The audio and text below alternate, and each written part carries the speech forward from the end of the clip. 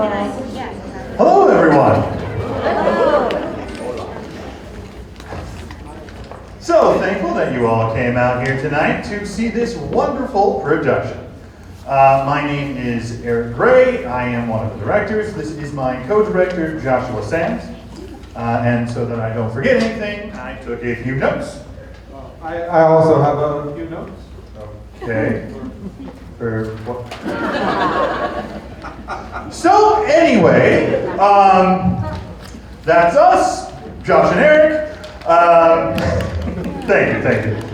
Thank you guys for coming out tonight to Silverstein's production of The Man Who Came to Dinner. At Silverstein, we're all just very happy to be here so that we can give back to our community. That's kind of the number one thing that we do with Silverstein's. All the proceeds from all the ticket sales, all the donations at intermission, all that goes to our beneficiary, which we have a wonderful beneficiary that we're raising money for tonight. And I'll have someone come out and speak a little bit more about that in a second. But first, I have to thank my cast and crew. These people are fantastic. We've got a phenomenal set of actors out here, phenomenal crew behind the scenes to making this an absolute amazing performance that I know each and every one of you are going to enjoy tonight. And in case anyone out there sees something that they might be interested in, if you guys want to be the person on the stage next time, we do have a couple shows coming up. Our next show is going to be Grumpy Old Men, the musical. And then the show after that will be The Show That Goes Wrong. And boy, howdy, does it go wrong. I like the evil laugh, Josh. Keep that up.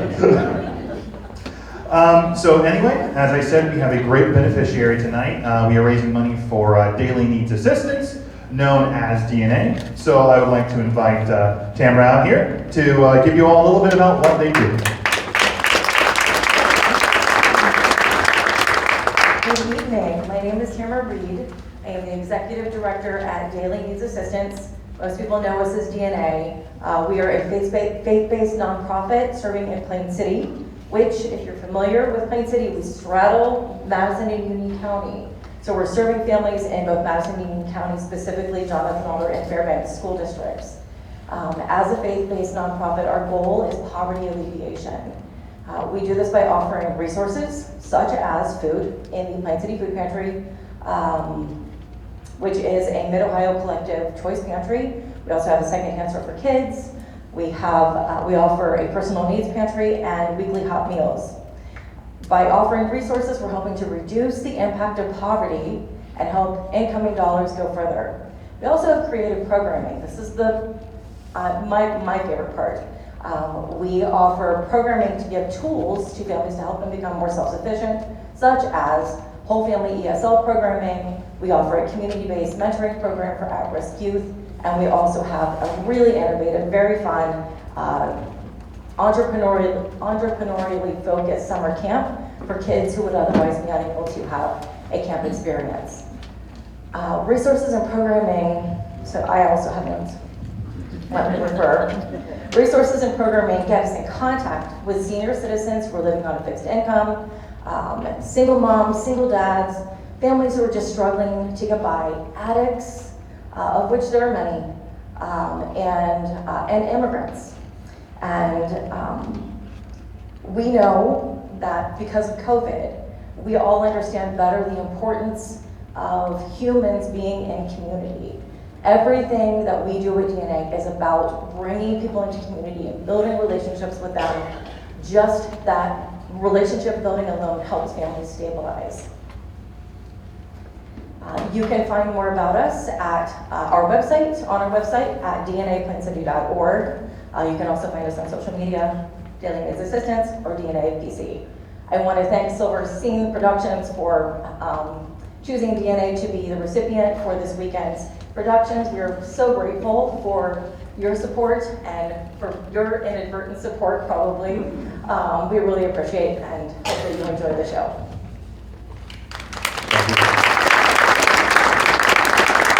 All right, and just one last announcement to let you know, there will be two 10-minute intermissions, one after Act 1, one after Act 2.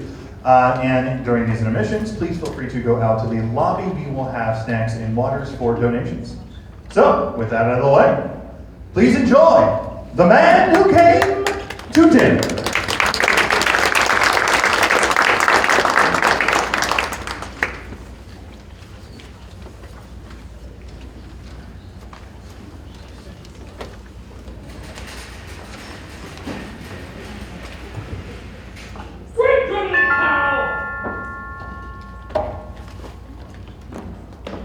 Oh, how is he? Is he coming out soon? Oh, mother. John, what is it? What's the matter? They want pillows.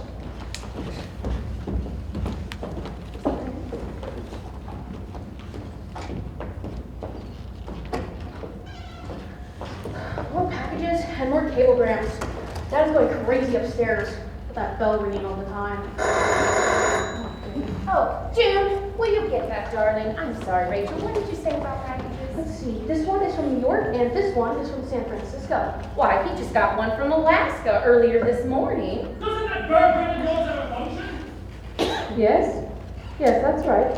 Who is it? And we get them right away.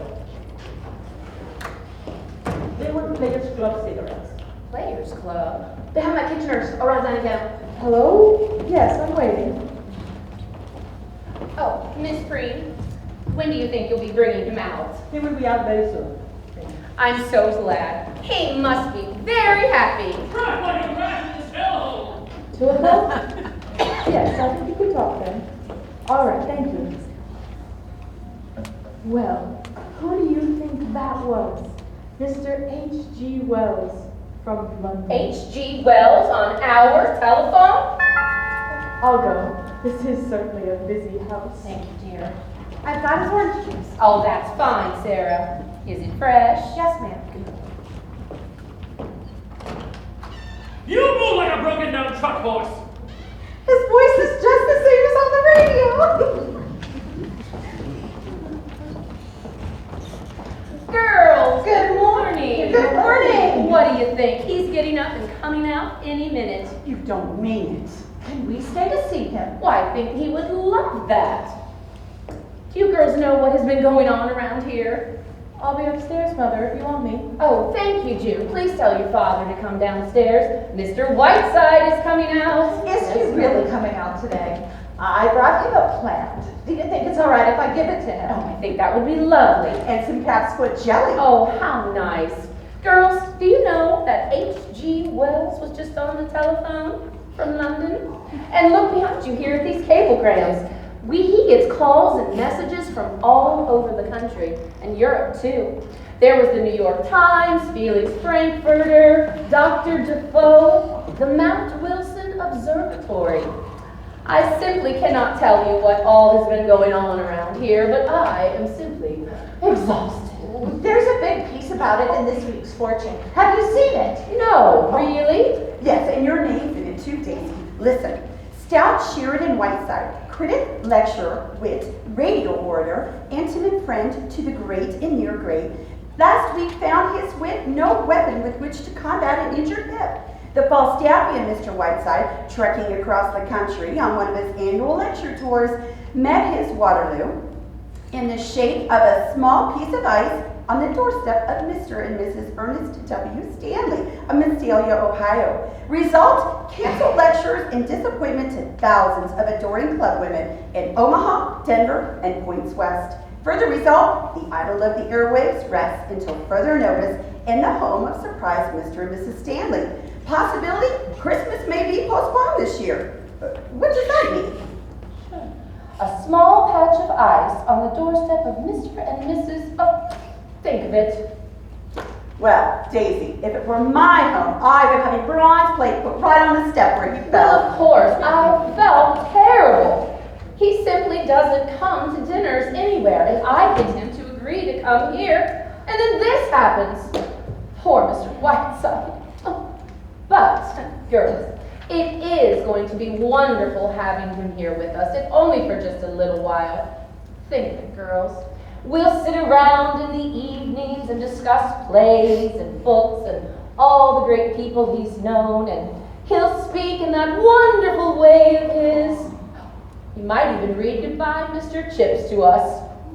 Daisy, I can't wait any longer. Mr. Good morning, ladies. Good morning. Darling, H.G. Wells was on the telephone from London. Mr. Whiteside is coming out any moment, and we're in Fortune magazine. Look. Oh, I do not like this kind of publicity at all. When do you suppose he's going to leave? Well, he's just getting up and coming out this morning. He's had quite a terrible shock, Ernest. He's been in bed for 2 full weeks. He'll at least need a few more days to rest. I understand it's a great honor, him being in this house and all, but it's still a little upsetting. I mean, phone going off all the time, bells ringing, messenger boys Pardon me, running in Mrs. and out. Stanley. Yes. Have those cigarettes come yet? Oh, my daughter went to get them. She'll be back any moment with them. Thank you. Oh, girls, this is Miss Cutler, Mr. Whiteside's secretary. How do you do? May I move this chair? You mean he's coming out now? He is indeed. He's coming out! Oh, I'm so excited. June, Mr. Whiteside's coming out. Sarah, Mr. Whiteside's coming out. Girls, I'm just so excited, I don't know what to do. I know, I'll just sit down. Oh, good morning, Dr. Bradley. Hey, good morning, good morning. Well, here we are, merry and bright. Bring out our little patient, Miss Green. Oh, my goodness.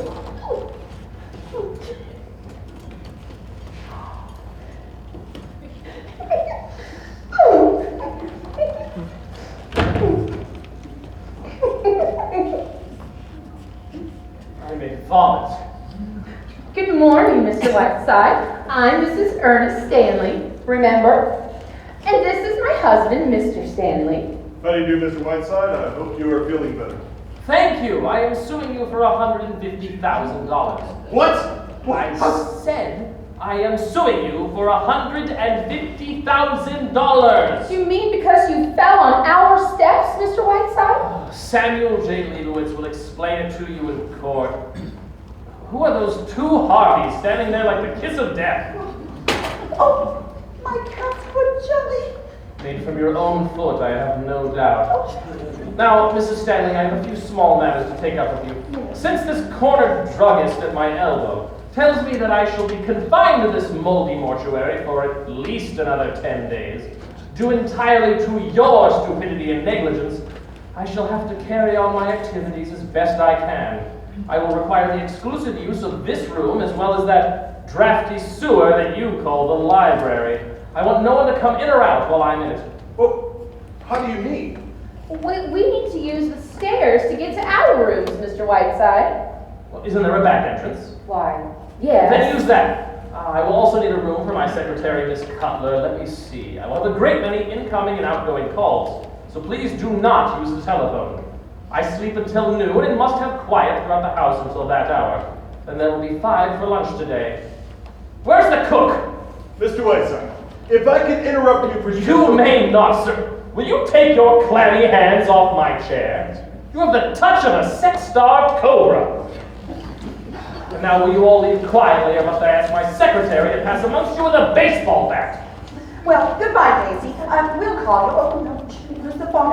We'll see you.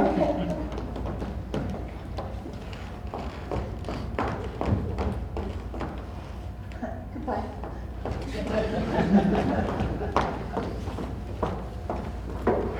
Now look here, Mr. Whiteside. There is nothing to discuss, sir. Considering the damage I've suffered at your hands, I'm asking very little. Good day. Daisy, I'll call you later from the office. Not on this phone, please. Oh, Mrs. Stanley, Yes. this is the menu for lunch. Oh, well, I've already ordered lunch for today. Oh, it will be sent up to you on a tray. I'm using the dining room for my guests. Where are those cigarettes? My daughter went out to get them. She should be back any moment with them. I really don't know what's keeping her. Sarah, here is the lunch menu for today, and I will be taking mine upstairs on a tray. Young lady, I cannot stand indecision. Will you either go up those stairs or come down them? Good morning, Mr. Whiteside. Here are your cigarettes. Sorry I was gone so long. I had to go to 3 different stores. You were gone long enough to have a baby!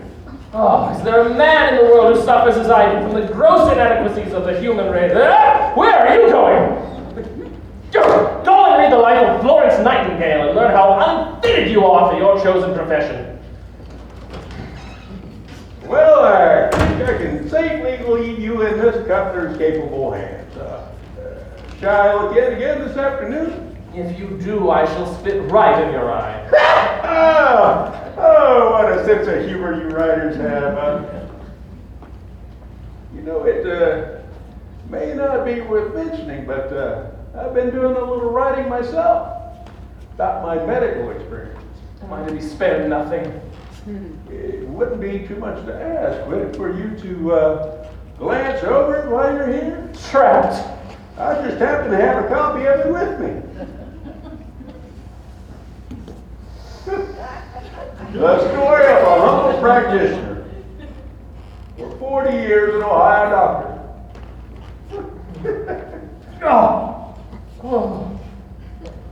I shall lose no time in reading it, if you know what I mean. Oh, thank you. I'll see you on tomorrow. Be sure to take those pills and keep that hip quiet.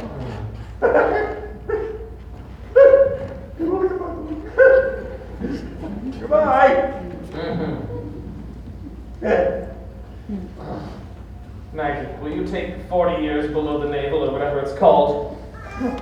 Well, you certainly have behaved with all of your accustomed grace and Oh, charm. now look here, Puss. I'm in no mood to discuss my behavior, good nor bad. I had no desire to cross this cheerless threshold. I was hounded and badgered into it. I now find myself, after 2 weeks of racking pain, accused of behaving without charm. What would you have me do, kiss them? Oh, very well, Sherry. But you know, I should have known better after 10 years of working for you than to do anything about your manners. You know what? Someday, when I give up this job, I may write a book about it all. Through the years with Prince Charming. Oh, listen here, Repulsive. You are tied to me with an umbilical cord made of piano wire. And now, if we may dismiss the subject of my charm, for which, incidentally, I receive $1,500 per appearance, maybe we could actually get to work. Oh, no, we can't. Yes? I am Harriet Stanley. I know you are Sheridan Whiteside. I saw this holly growing green among the pine trees. I remembered what you'd written about Jess and Jude the Obscure. It is the most perfect gift I could give you.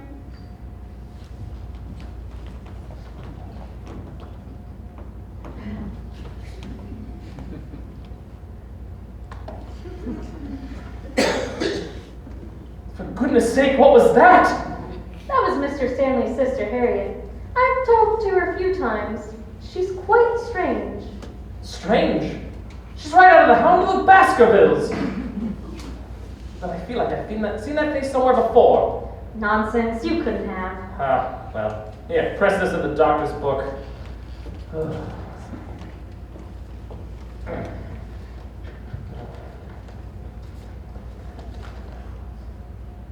No, I see no reason why I should endorse maiden form brassieres. Here are some telegrams. What's the date today? December 10th. Send a wire to Columbia Broadcasting. You can schedule my Christmas Eve broadcast from the New York studio, as I shall be returning east instead of proceeding to Hollywood. Stop. For special New Year's Eve broadcast, we'll have as my guests Yasha Heifetz, Catherine Cornell, Scaparelli, The Luntz, Dr. Alexis Correll, and Haley Selassie on shortwave from England, Whiteside. Are you sure you'll be all right by Christmas, Sherry? Oh, of course I will. Send a cable to Mahatma Gandhi, Bombay, India. Dear Boo Boo, schedule change. Can you meet me Calcutta, July 12th, dinner 8:30, Whiteside. Wire to the editor of the Atlantic Monthly. Do not worry, Stinky. Copy will arrive, Whiteside. Arturo Toscanini, where is he? I'll find him. Counting on you, January 4th. Metropolitan Opera House. My semi-annual benefit, home for paroled convicts. As you know, this is a very worthy cause and close to my heart.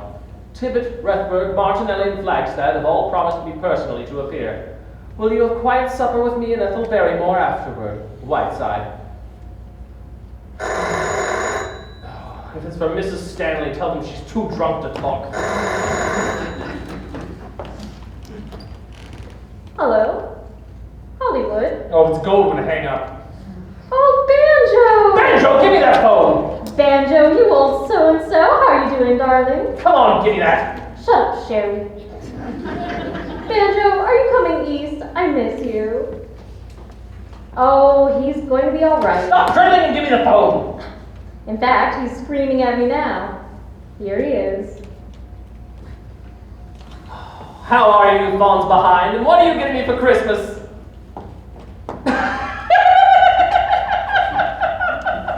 Oh, what news, Banjo, my boy? How's the picture coming? How wacko and slobbo? What's that? Oh, no, I'm all right. Yes, I'm in very good hands. I have the best horse doctor in town. What about you? Having any fun? Playing any cribbage? What's that? Oh, don't take all this money, leave a little for me. Your what? Having your portrait painted? By whom? Milt Gross? Not really. No. I'll be returning to New York after this. Yes, I'll be there for 12 days, and then I go to Dartmouth for the drama festival. The drama... Oh, you wouldn't understand. I can't waste my time talking to Hollywood riffraff. Kiss Luella Parsons for me. You know where. Oh. We took $1,400 from Sam Goldwyn in cribbage last night, and Sam said, Banjo, I'll never play garbage with you again.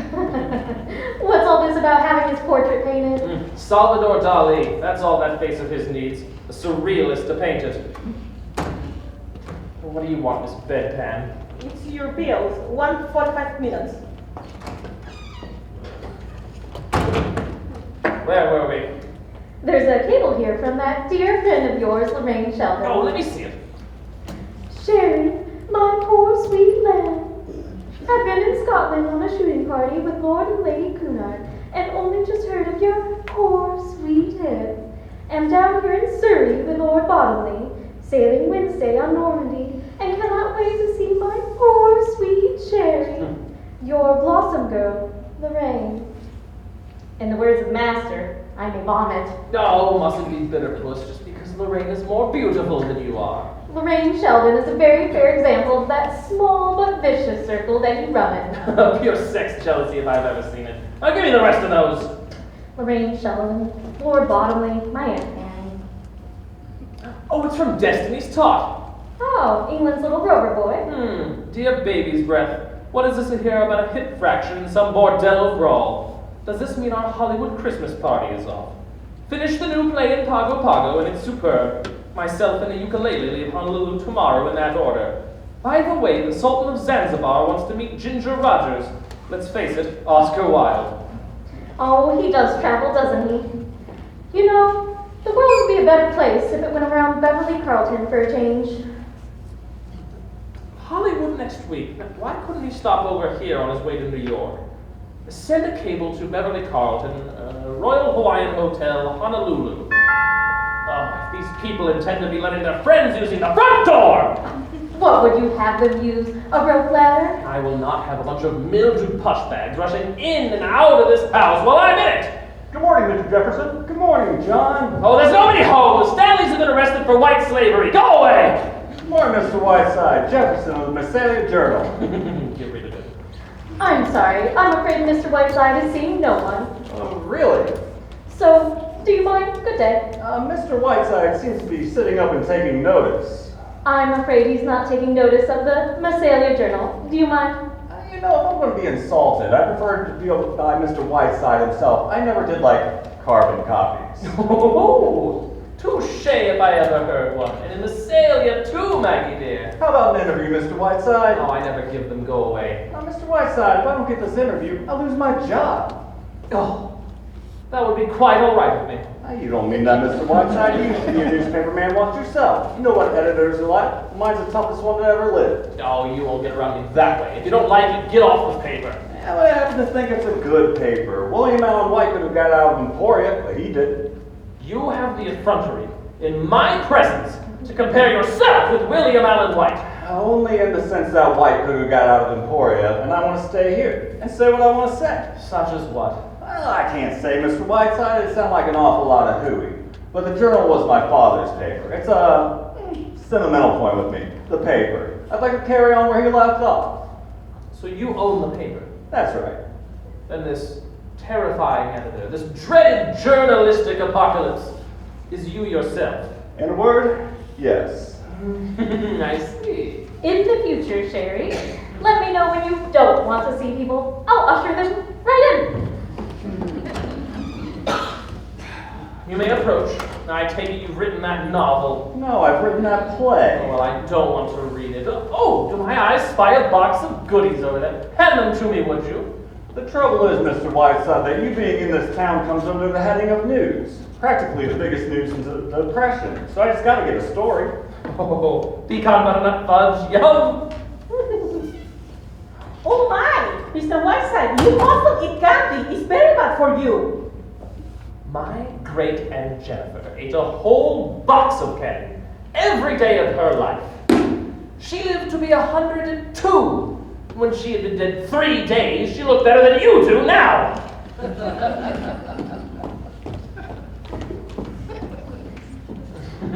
Now, what were you saying, old sir? What was that? I can report to my readers that chivalry is not yet dead. We won't discuss it. Now, you have won me over with your pretty ways. What is it you'd like to know? How about a brief talk on famous murders? You're an authority on murder as a fine art. My dear boy, when I talk murder, I get paid for it. I made more money off the Snyder Gray case than the lawyers did. So don't expect to get it for nothing. Well, what do you think of Mesalia? How long are you going to be here? Where are you going? Things like that. Very well. A, Mesalia is a town of irresistible charm. B, I cannot wait to get out of it. And C, I go from here to Crockfield for my semi-annual visit to the home for paroled convicts, for which I have raised over $500,000 in the past 5 years. Have you ever been to Crockfield, Jefferson? No, I haven't. Always meant to. You ought to go as a newspaperman, of course, instead of wasting your time here with me. It's only about 75 miles from here. Did you ever hear how Crockfield started? No, I didn't. Ah. Take a seat, Jefferson. Make yourself comfortable. It is one of the most touching and endearing stories of our generation. One misty St. Valentine's Eve. The year was 1901. A little old lady who had given her name to an era, Victoria, lay dying in Windsor Castle. Maud Adams had not yet caused every young heart to swell as she tripped across the stage as Peter Pan. Irving Berlin had not yet written the first note of a ragtime rigadoon that was to set the nation's feet a-tapping. And Elias P. Crockfield was just emerging from the state penitentiary.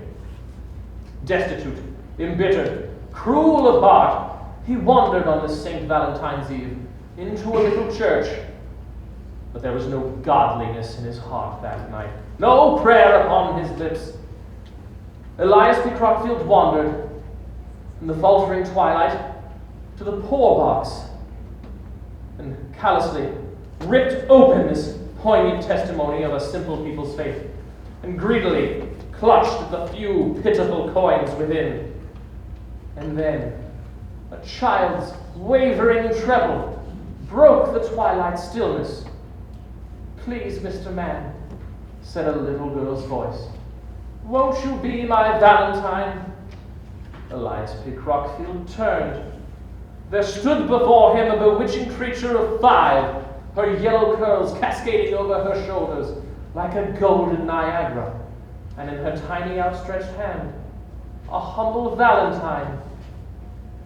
In that crystal moment, a sealed door opened in the heart of Elias P. Crockfield, and in his mind was born an idea.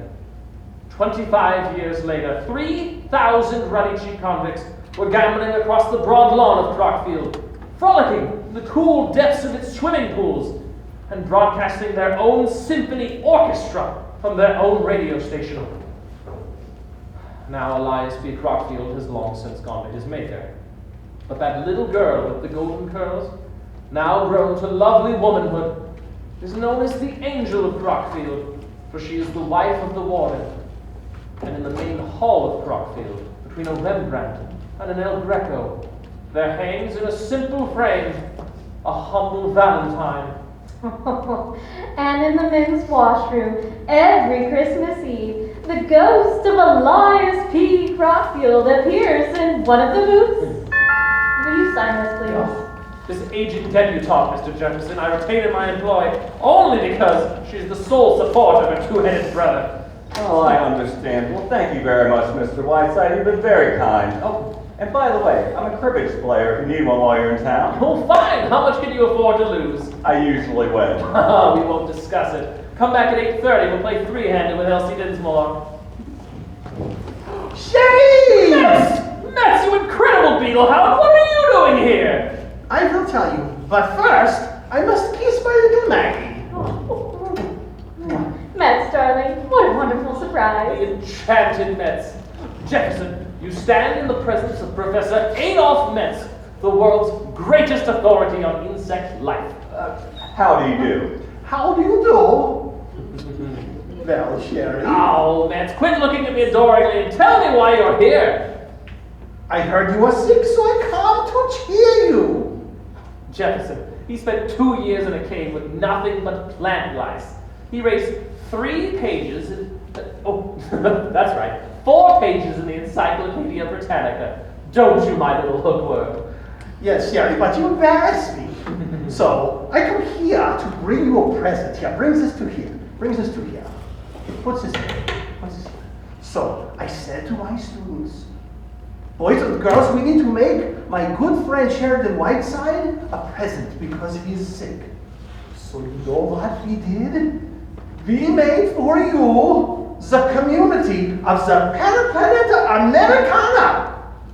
It's more commonly known as the American cockroach. And so, Sherry, this is Roach City! Wunderbar! Don't cough. This is backwards. Yeah, this is not the front side. Mr. Whiteside can't see so well. So in here, Sherry, there are 10,000 cockroaches. 10,000? Sarah, what do you think about that? And with any luck, in 1 week, Sherry, there will be 50,000 cockroaches. Nothing can go wrong. They're in there, aren't they? Quiet, please. They have everything inside here that they need. There is the cafeteria on this side with the food, and there is the maternity ward where the babies are born over here. They do everything that the human beings do. Well, Maggie, please, these are my cockroaches. sorry. Go ahead, Miss. And with these headphones, Sherry, you can listen to the mating calls. Down inside there are microphones, and you can hear everything. Oh. How long has this been going on? Aha! Paraplaneta Americana.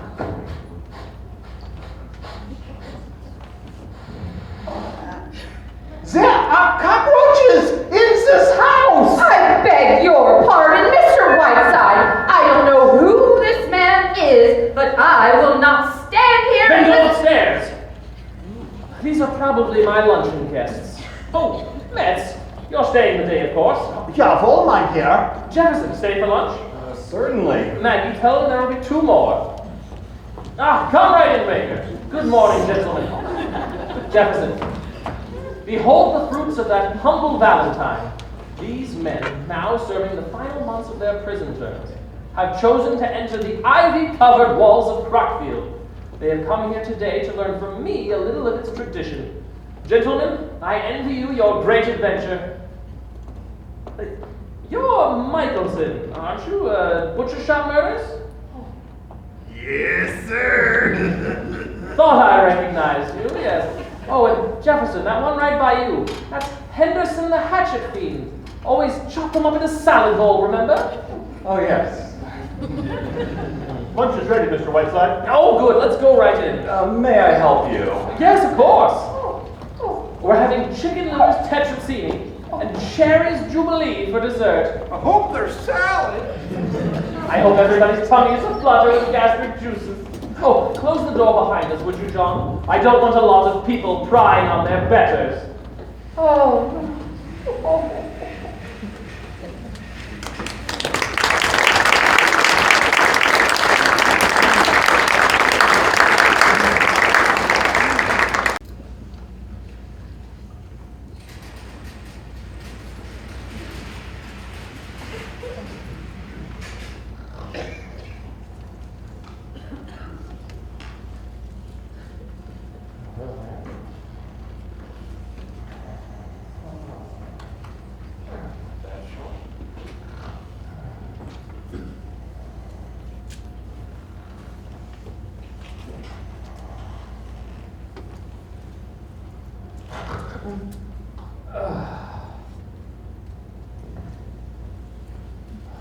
I was dreaming of Lillian Russell.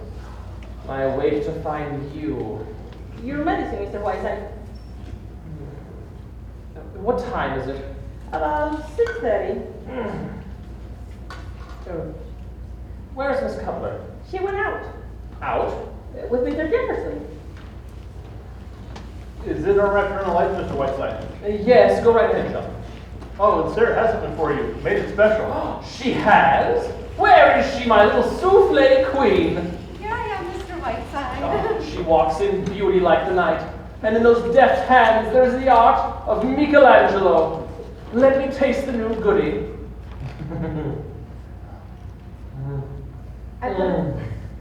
Poetry, sheer poetry. I put a touch of absinthe in the dough. Do you like it? Ambrosia. And I got you your terrapin Maryland for dinner. Sarah, I have known but 3 great cooks in my time. The Khedive of Egypt has one, my great Aunt Jennifer another, and the third, dear Sarah, is you. Oh, Mr. Whiteside. Tell me, how would you like to come to New York and work for me, you and Johnny? Why, Mr. Whiteside? Sarah! Why, it kind of takes my breath away. Well, that would be great, Mr. Whiteside. But what would we tell Mr. and Mrs. Stanley? Just goodbye. Well, they'd be awfully mad, though, wouldn't they? They've been very kind to us. Oh, well, we can always have them for dinner if I'm not in town. Now, run along and think it over. Now, this is our little secret just between us. Oh, and put plenty of sherry in that terrapin.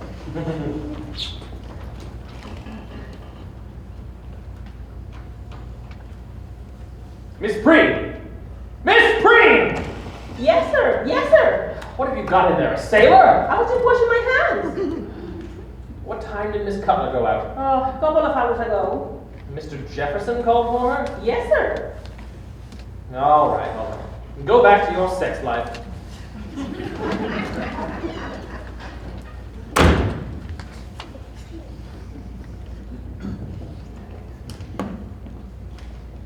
Dear Mr. Whiteside, would you like to see a few mementos of the past? I'm sure that you will love them as I do. I'd be delighted. Miss Stanley, have we met somewhere before? Oh no, I would have remembered. It would have been one of my most cherished memories, just like these. Look, here I am with my first sweetheart under our lovely beechwood trees. I was 8 and he was 10. Oh, I will never forget him. What fun times we had. What happy times we spent. I tell you I'm going to. Oh, someone's coming. I'll be back. Now, Ernest, please. Mr. Whiteside, I'm going to talk to you. I don't care how busy you are! This is all I can stand! Indeed. This is the last straw. This phone bill is for $784.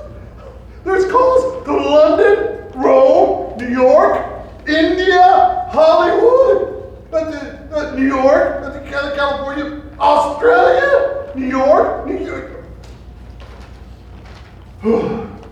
I understand that you're a distinguished man of letters. We both understand that.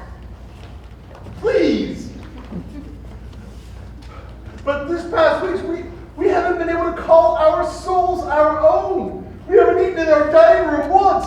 We have to tiptoe out of the house in the morning. Now, Ernest. And when I come home, there's convicts in my dining room. Butcher shop murderers. And then in the kitchen, there's a guy releasing cockroaches. Oh, the cockroaches have escaped. That's not the point! When I went upstairs to my bathroom yesterday, there were 22 Chinese students in there. 22. That's it. That's all I can stand. That's it. Have you quite finished? No, I have not. I went down to the cellar and I tripped over the octopus that William Beebe sent you. Yeah, that's it. This is the last straw. I want you out of the house and into a hotel where people like you live. Will you stop pawing at me?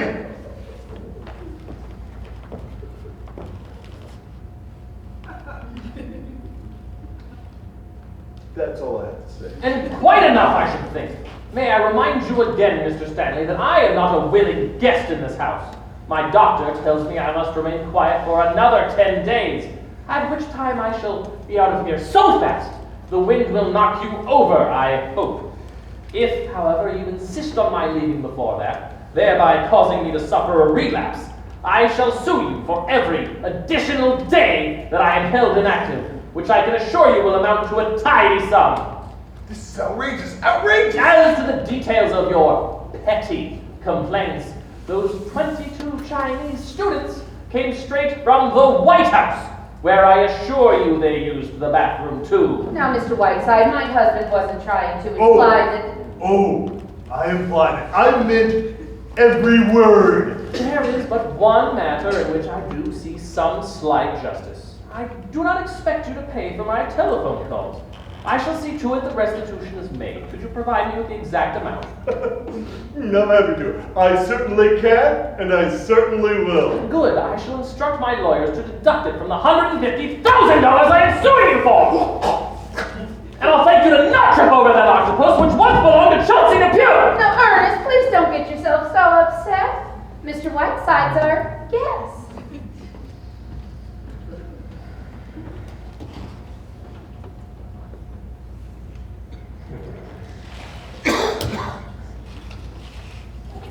Chair here.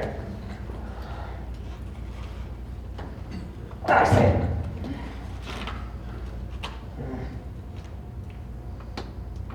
Yes, operator. I'd like the Mesalia Journal, please. Hello, Journal. Yes, has Mr. Jefferson arrived? When do you expect him? No message.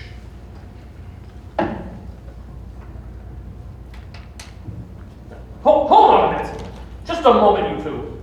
Come on, I'm not going to bite you. Come in.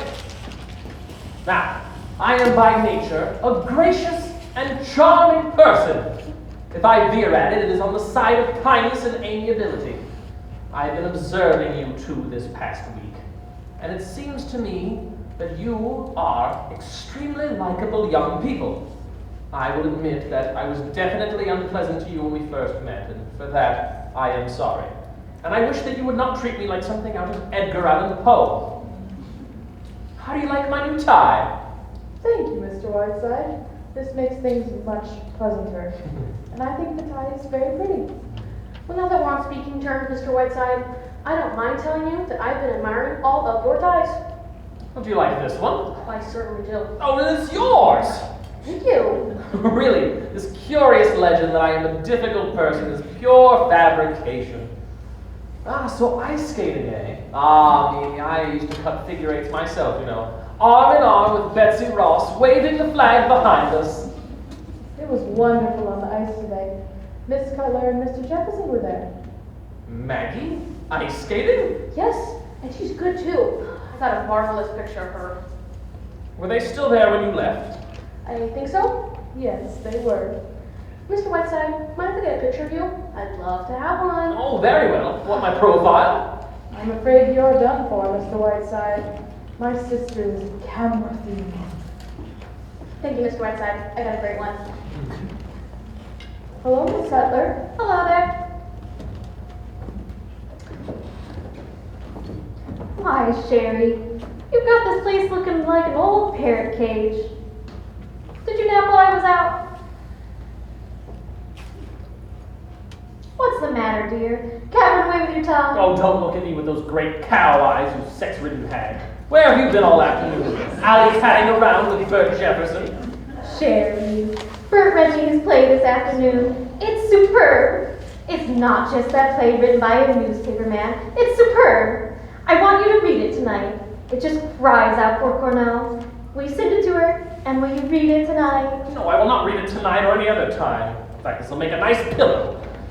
And while we're on the subject of Mr. Jefferson, you might ask if he wouldn't like to pay your salary, since he takes up all your time. Oh, really, Sherry? It isn't as bad as that. I have not even been able to reach you, not knowing which haylofts you frequent.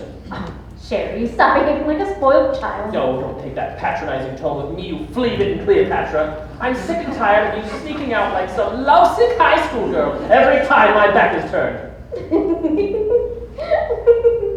Well, Sherry, I'm afraid you hit the nail right on the head.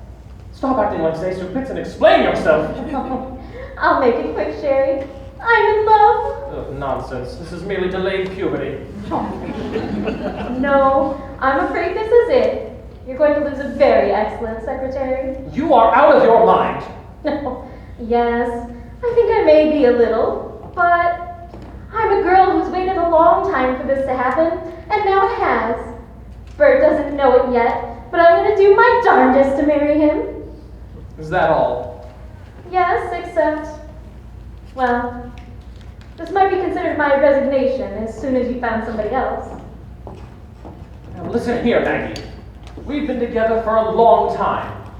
You are indispensable to me, but I think I am unselfish enough not to let that stand in the way where your happiness is concerned, because whether you know it or not, I have a deep affection for you. I know that, Sherry. That being the case, I will not stand by and allow you to make a fool of yourself. I'm not, Sherry. You are, my dear. You're behaving like a Booth-Tarkington heroine.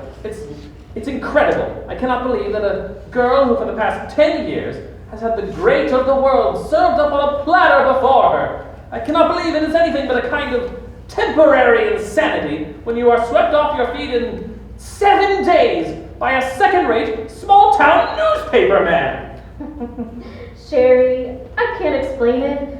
I can just say that it's so. I mean, here I am, a hard-bitten old cynic, behaving like True Story magazine and liking it, discovering the moon and ice skating. I keep laughing at myself all the time. But there it is, Sherry. What am I to do about it? I'm in love. We're leaving tomorrow. Hip or no hip, we're leaving tomorrow. I don't care if I fracture the other one. Where's the train schedule? Start packing. I'll pull you out of this, Miss Stardust. I'll get the ants out of those moonlit pants. It's no good, Sherry. I'd be on the next streamline train. It's completely unbelievable. Do you see yourself, the wife of the editor of the Mesalia Journal, having an evening at home for Mr. and Mrs. Stanley, Mr. and Mrs. Popeface, and the members of the Book of the Month Club? You know, I've had 10 years of the greats of our time, and don't think I'm not grateful to you for it. I've loved every minute of it. They've been wonderful years, gay and stimulating. Why, I don't think anyone's ever had the fun we've had. But a girl can't laugh all the time, Sherry. There comes a time when she wants Bert Jefferson. Oh, you don't know Bert like I do, Sherry. He's gentle and he's unassuming. And well, I love him, that's all. I see. Well, I remain completely unconvinced. You are drugging yourself into this Joan Crawford fantasy. Before you become completely anesthetized, I shall see to it that I bring you to your senses. Now listen to me, Whiteside. I know you. Lay off. I know what a devil you can be. I've seen you do to others before. But don't you dare do it to me. Don't drug yourself into the idea that all you're thinking of is my happiness. You're thinking of yourself a little bit too, and all those months of breaking in somebody new. I've seen you in a passion before, when your life has been disrupted, and you could dine in Calcutta on July 12th with Boo Boo. Well, that's too bad. You know, I'm going to marry Bert if he'll have me, and don't you dare try any of your tricks. I'm on to every one of them, so lay off. That's my message to you, big Lord Fauntleroy.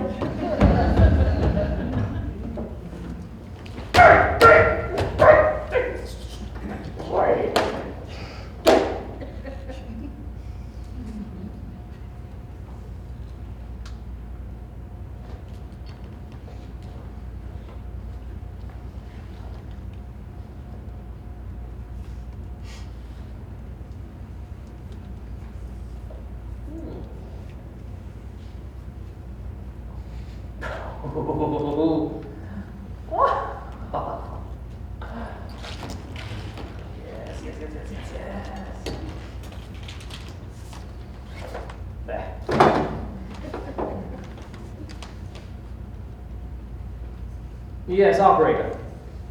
Long distance, please. I'd like to make a transatlantic call. I'd like to speak to Miss Lorraine Sheldon. Sheldon. She's on the Normandy, left from Southampton the day before yesterday. Will it take long? All right, my name is Whiteside. Yes. Very good. Thank you. Good evening, John. Good evening, Doctor. Well. Good evening, Mr. Whiteside. Come back tomorrow, I'm busy. Now what could be the best news that I could possibly bring you? You have hydrophobia. Oh, no. Mr. Whiteside, you are a well man. You can get up and walk now. You can leave here tomorrow. What do you mean? Well, sir, I took a look at those x-rays again this afternoon, and do you know what? I had been looking at the wrong x-rays. I had been looking at old Mrs. Moffat's x-rays. You are perfectly, absolutely well. Lower your voice, will you? Old Mrs. Moffat! What's the matter? Aren't you bleak? Delighted. This is just a very unexpected bit of news, Doctor, and it comes at a very curious moment. Oh, Dr. Bradley, I have good news for you, too. I have been reading your book, 40... An Ohio Doctor. Yes. I consider it extremely close to being one of the great literary contributions of our time. Mr. Whiteside. So strongly do I feel about it, Doctor, that I have a proposition for you. Just here and there, the book is a little uneven, a little rough, and what I would like to do is stay here in Mesalia and work with you on it. Oh, Mr. Whiteside, that would be so terrible. There's one difficulty. There's just one difficulty. If my lecture bureau and my radio sponsors were to learn that I am well, they would insist on me fulfilling my contracts, and I would be forced to leave Mesalia. Therefore, you must not tell anyone. We cannot tell anyone at all that I am well. Oh, I see. Not even Miss Cutler, you understand. Oh, I won't. Not a word, not a soul, not even my wife. Well, that's fine. Mr. Whiteside, When do we start work? Tonight? I've got just one patient that's dying, and then I'll be perfectly free. Tomorrow morning. Forgive me, this is a private call.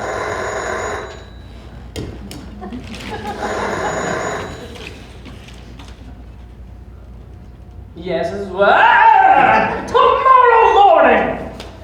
Tomorrow morning it is. Oh, I'll be so proud to work with you, Mr. Whiteside. Woo-hoo. Oh, you made me very proud. Good night. Yes, very proud. Good night. Yes, sorry. This is Whiteside. Yes? Put her through. Is this my blossom girl? How are you, my lovely? Oh, no, I'm all right. Yes, still out here, dear. Lorraine, when do you land in New York?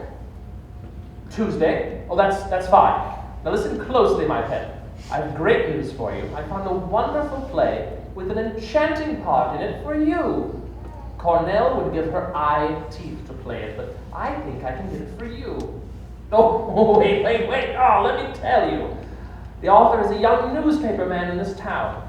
Of course, he wants Cornell, but if you just get on a train and hurry out here, I think you could swing it if you play your cards right. Oh, no. He's young and very attractive. Yes, just your dish, my dear. It just takes a little doing, and you're the girl that can do it. Isn't that exciting, my pet? Now listen, Lorraine, don't send me any messages. Just get on a train and arrive. Yes. Oh, no, there's no need to thank me. It's perfectly all right.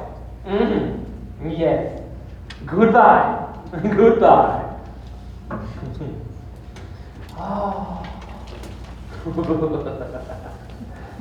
Oh, Miss Preen, my goodness, you're looking radiant this evening.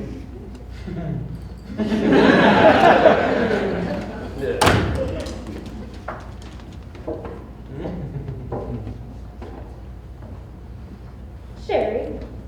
Yes. I'm sorry for what I said before. I'm afraid I was being a little unjust. No, it's no trouble at all. We all lose our tempers now and again, Maggie dear.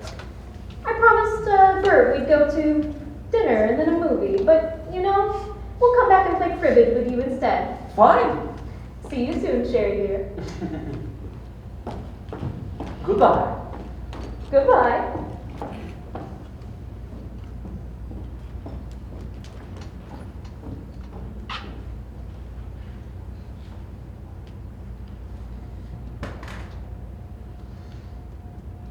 Oh, I was just a little wet in the sunshine. I was just a little wet in the rain. I nibble on my lettuce leaf all morning and mosey down that pretty little lane.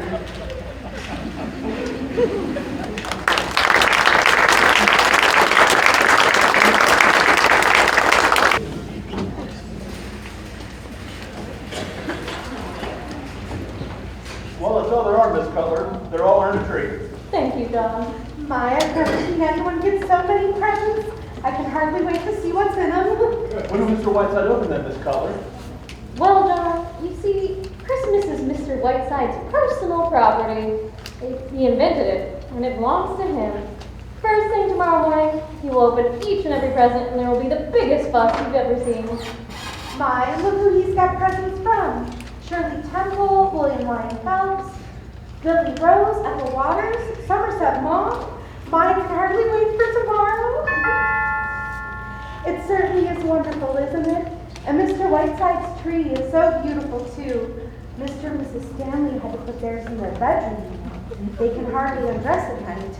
Good evening, John. Good evening, Mr. Jefferson. Merry Christmas. Hi, Maggie. Merry Christmas, Sarah. Merry Christmas, Mr. Jefferson. Say, business is good. I was a little weekly radio hour and a little quiet blackmail will get you. What do sponsors get at? They gave him a full year's supply of their products. Cream of mush. Yeah, he'll give it right back to them over the air.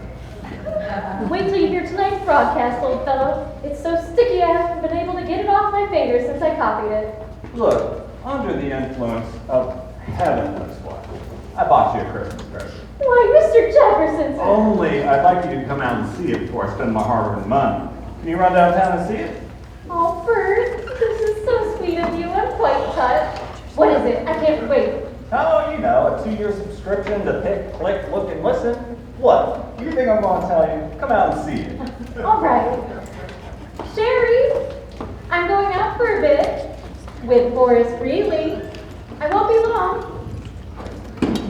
Noel, Mr. W. How about some cribbage after your broadcast tonight? No, I will not play cribbage with you again, Klondike Harry. And where are you off to, Madam Butterfly? I'm being given a Christmas present. Anything you want done downtown? Yes, bring baby a lollipop, would you? And what are you getting me for Christmas, Jefferson? I have enriched your feeble life beyond your capacity to repay me. Yeah, that's what I figured, so I'm not going to give you anything. I was going to give you my old trust, but now I shan't. But Maggie, when are those radio men getting here? About 6:30. I'll be here. Sherry, you've got to cut. You're 4 minutes over. And you know what? We got a telegram from Beverly Carlton. He says he doesn't know which train he can take out of Chicago yet, but he'll be here this evening. Oh, good. Is he staying overnight? Oh, no. He has to get right back out again. He's sailing Friday on the Queen Mary. Do you think I could poke my head in the window and take a look at him? Beverly Carlton used to be one of my heroes. Used to be? You ink-stained hack! Beverly Carlton is the greatest single talent in the British theater today! Maggie, take this illiterate numbskull out of my sight and don't bring him back! Yes, sir, Mr. Whiteside. I won't return till Beverly Carlton gets here. Bert, what is it you bought me? I can't wait. I'm like a 10-year-old kid. You know, you kind of look like a 10-year-old kid there right now, Maggie. Is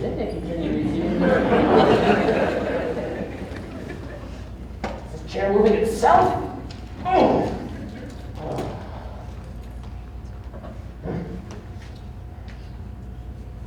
Operator, give me the mansion house, please.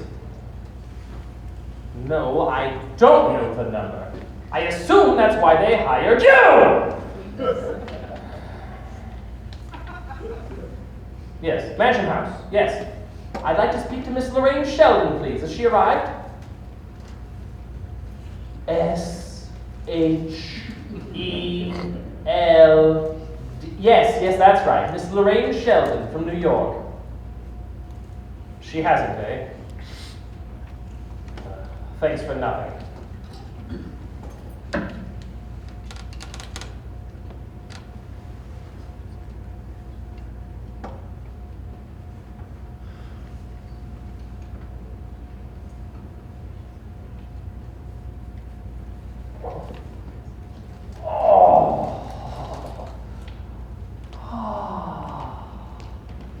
Okay, let's try.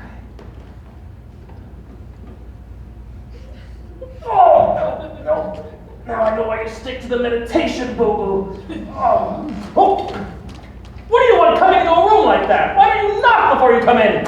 I wasn't coming in. I was coming out. Miss Bree, you are obviously in this room, isn't that right? Yes, it is. Therefore, you came in. Hereafter, please knock first. There's some expressmen at the door, Mr. Whiteside, with a crate. Oh, from around front. Good. Thank you very much, John. Don't just stand there, Miss Bree. You look like a frozen custard. Go away. Yes, sir. Pero que se quede este, está loco, ¿qué le pasa? Bring it right in here. Bring it here. Careful now. Don't scrape the walls. Why? It's some kind of animals. I'll say it's animals. We had to feed them at 7 o'clock this morning. Who's it from, John? From Admiral Richard E. Byrd. Say. Oh, hello! Why, the penguins! Oh, 2, 3, 4. Hello, my pretties! Directions for feeding are on top. 2 of those slots are loose. To be fed only whale blubber, eels, and cracked lobster. Fed them Coca-Cola this morning and they liked it. Hello. Oh, they make the most entrancing companions, John. I want them brought into the library with me. Bring them right in. Sure. Oh, and make sure Sarah orders a couple dozen lobster. Yes, sir. I don't suppose there's any whale blubber in this town. Good evening. Oh, yes, there is. The door was open, so Merry Christmas. Yes, Merry Christmas, Dr. Bradley, do you know if eels are in season right now? How's that? Never mind, I was a fool to ask you. I loosened those two slats a little, Mr. Whiteside. They seem so cramped in there. Thank you, John. Mr. Whiteside? No, I'm terribly sorry you happened to drop in now, Doctor. I'm afraid I have to do my yogi exercises yet. Mr. Whiteside, my book, it's been a week now. When are we going to start to work on my book? I was hoping that tonight there may be... Good evening, Miss Freeman. Good evening, Dr. Bradley. Dr. Bradley, perhaps I'm not feeling well, but when I opened the door right now, I thought I saw a penguin with a thermometer in his mouth. Have those penguins gotten out of their crate? Penguins? Did you say penguins? Yes! Dr. Bradley, would you go in and capture the penguins, round them up, and put them back in the crate? There's 4 of them. Capture the penguins, yes. Yes. Doctor, Miss Preen, would you go and entertain them until I get in? Yes, sir. Very good. The Christmas tree adventure fell on Mr. Stanley. He's got a big bump on his forehead. Oh, why isn't that too bad? Oh, Dr. Bradley, no. Go right ahead. Go on in. You too, Miss Preen. Run along. Ah, hello, Ray, my girl. Hello, Mr. Whiteside. Mr. Whiteside, will you have a little time later? I don't know, Doctor. I'm busy. Yeah, I suppose I'll wait then. I guess I'll just have to wait. Dr. Bradley is the greatest living argument for mercy killings. Now, Rachel, would you like a camera shot of my left nostril this evening? Oh no, I'm all stocked up on those. Have you got a minute to look at the most recent ones I've taken? I certainly have.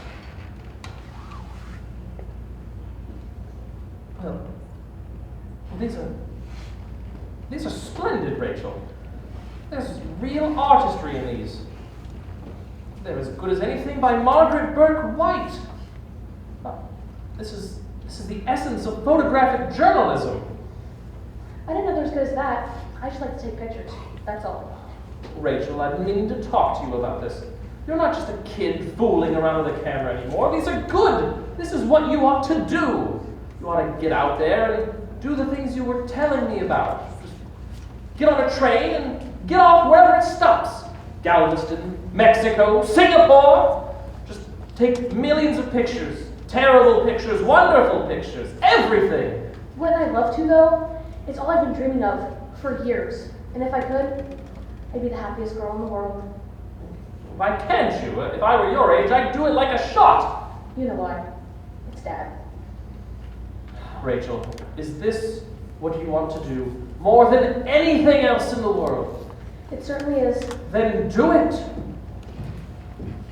Hello, Rachel. Good afternoon, Mr. Whiteside. Hello, June. Well, Rachel, I'm afraid it's up to you. I guess it is. Thank you, Mr. Whiteside. You've been swell, and I'll never forget it. Jude, are you coming upstairs? In a few minutes, Rachel. Knock my door, would you? I need to talk to you. I will. Mr. Whiteside. June, my lovely. Now, you were too young to know about the Elwell murders, weren't you? Completely fascinating. I have about 5 favorite murders, and the Elwell case is one of them. Would you like to hear about it? Well, Mr. Whiteside, I wanted to talk to you. Would you mind for a few minutes? It's important. Oh, not a problem, but I take it this is all about your young Lothario at the factory. Yes. I just can't seem to make Father understand. It's like talking to a blank wall. You won't meet him. He won't even talk about it. What are we going to do, Mr. Whiteside? Sandy and I love each other. I just don't know where to turn. June, I'd like to meet this young man. I'd like to see him for myself. Would you meet him? He's outside now. He's in the kitchen. Well, yes, bring him right in. Mr. Whiteside. He's a very sensitive boy. You will be nice to him, won't you? Oh, damn it, June. When will you learn that I am always kind and courteous? Bring the idiot in. Sandy. Sandy. Sandy. Here he is, Mr. Whiteside. This is Sandy. How do you do, sir? How do you do? Young man, I've been hearing a great deal about you from June this past week. And if I am correctly informed, you two babes in the woods have quietly gone out of your minds. There's another name for it, you know. It's called love. Oh, well, you've come to the right place. Dr. Sheridan Whiteside, broken hearts mended, brakes relined, hamburgers. Go right ahead. Well, June's told anything at all, Mr. Whiteside. You know the jammer. You see, I work for the union labor, Mr. Whiteside. I'm an organizer. And I've been organizing men in Mrs. Stanley's factory. Mrs. Stanley's pretty sore about it. Oh, bet. Did she ever tell you that? Yes, she did. Well, that being the case, Mr. Whiteside, I don't feel I have the right to influence June. If she marries me, that means a definite break in the family, and I don't like to bring that about. But the trouble is, Mrs. Stanley's so stubborn about it. So arbitrary. You know, this is not something I've done just to spite him. We fell in love with each other. But Mrs. Stanley behaves as though we're all just a big old plot. John Lewis sent me here just to marry his daughter. He's tried to fire Sandy twice out of the factory, but he couldn't on account of the Wagner Act, thank goodness. Yeah, he thinks I wrote that too. If he only let me talk to him. If he let Sandy talk to Oh, him. we've gone over that, June. Anyways, this morning I got word I'm meeting in Chicago, and from there I'm headed to Fresco. So you see the jamboree. Sandy's leaving tonight, Mr. Whiteside. He'll probably be gone a year. We've simply got to decide now. Well, actually, this seems absurdly simple. It's no trouble at all. Now, from my jaundice... Forgive me just a moment. How is this?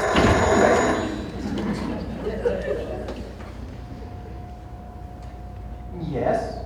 Yes, this is Whiteside. It's a transatlantic call. Yes, who's on? Oh, put him through!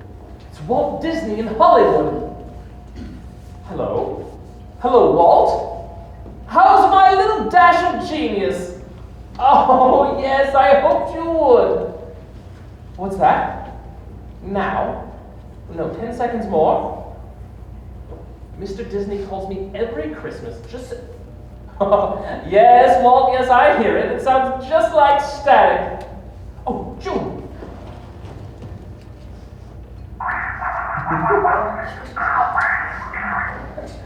Ah, yes, thank you, old friend.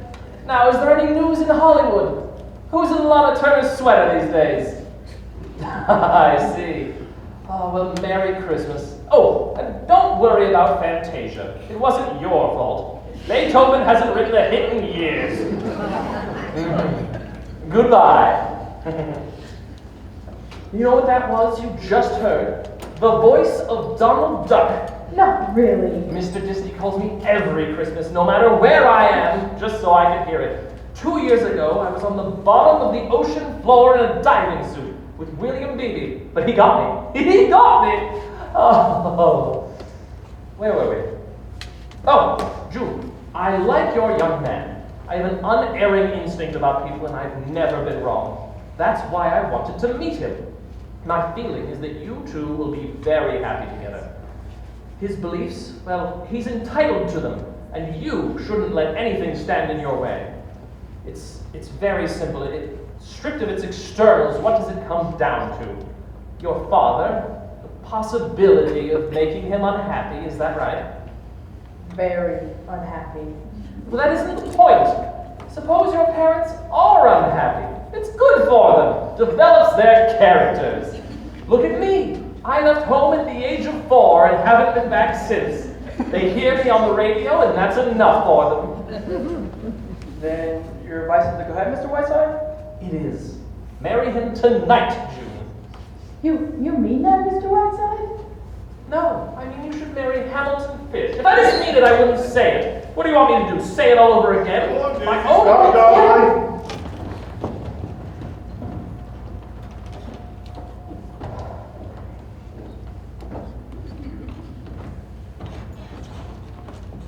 Forgive us for trespassing, Mr. Whiteside. No trouble at all. No trouble at all. It's Christmas, you know. Merry Christmas. Merry Christmas. Yes. Merry Christmas, Mr. Whiteside. June, would you like to come with us? We're going next door to take some presents to the Dexters. No, no thank you, Mother. I have to write some letters. Come along, Daisy. Now, Mr. Stanley, just a moment. What happened to your forehead? Did you have an accident? Oh, no. I'm taking boxing lessons. Come along, Daisy, let's go.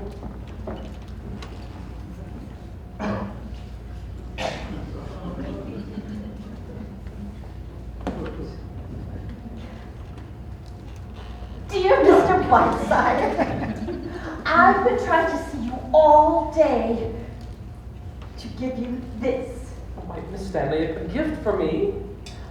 Oh, it's only a trifle, but I wanted you to have it.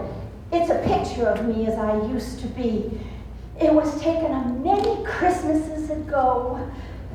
Don't open it until the stroke of midnight, will you? Merry Christmas, Mr. Whiteside. Merry Christmas, Miss Stanley.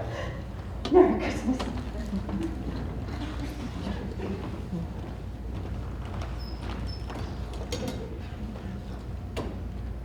This is the Stanley residence, isn't it? Yes, it is. I'll come to see Mr. Whiteside. We tell him Miss Sheldon is here. Lorraine, my blossom girl! Oh, Sherry, my sweet. Oh, my darling. Look at that poor, sweet, tortured face.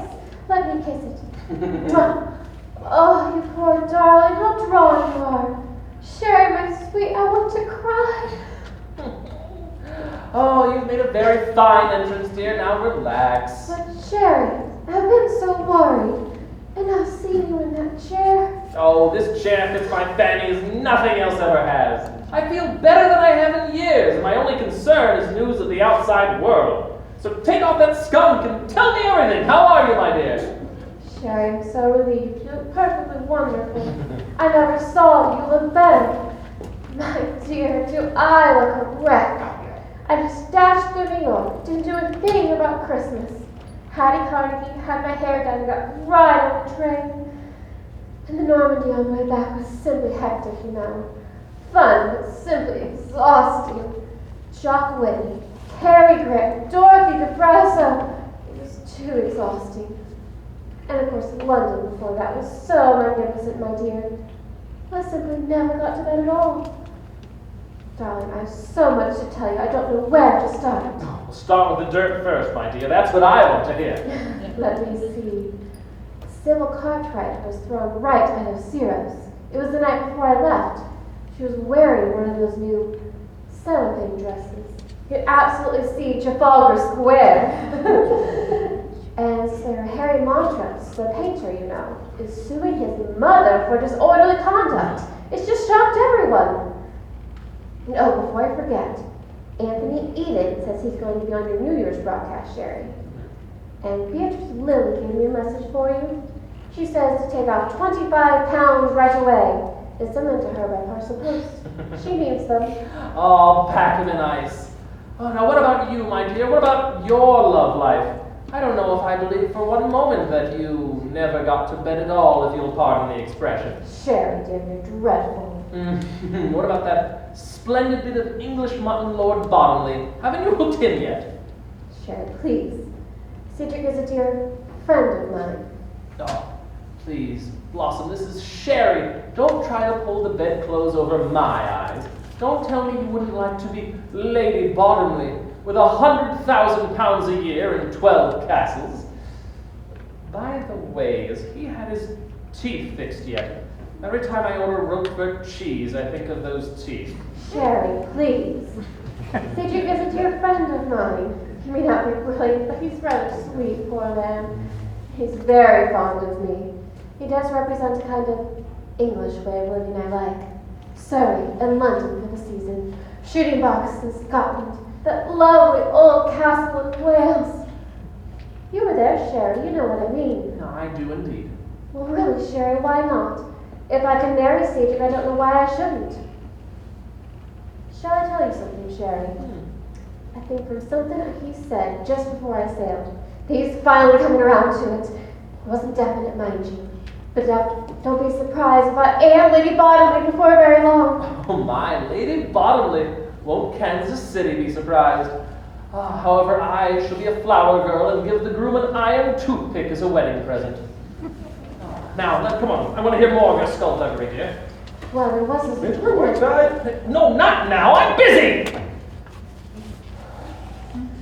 Who's that? He's fixing the plumbing. Now, come on, I want some news. But Sherry, what about this play? After all, I came all the way down from New York, even on Christmas Eve. I've been so excited ever since your phone call. When is it? Where is it? When can I read it? Well, here's the situation. This young author, Bert Jefferson, brought me the play with the understanding that I send it to Kit Cornell. And it's a magnificent part, and Lord knows I feel disloyal to Kit. Anyway, there you are.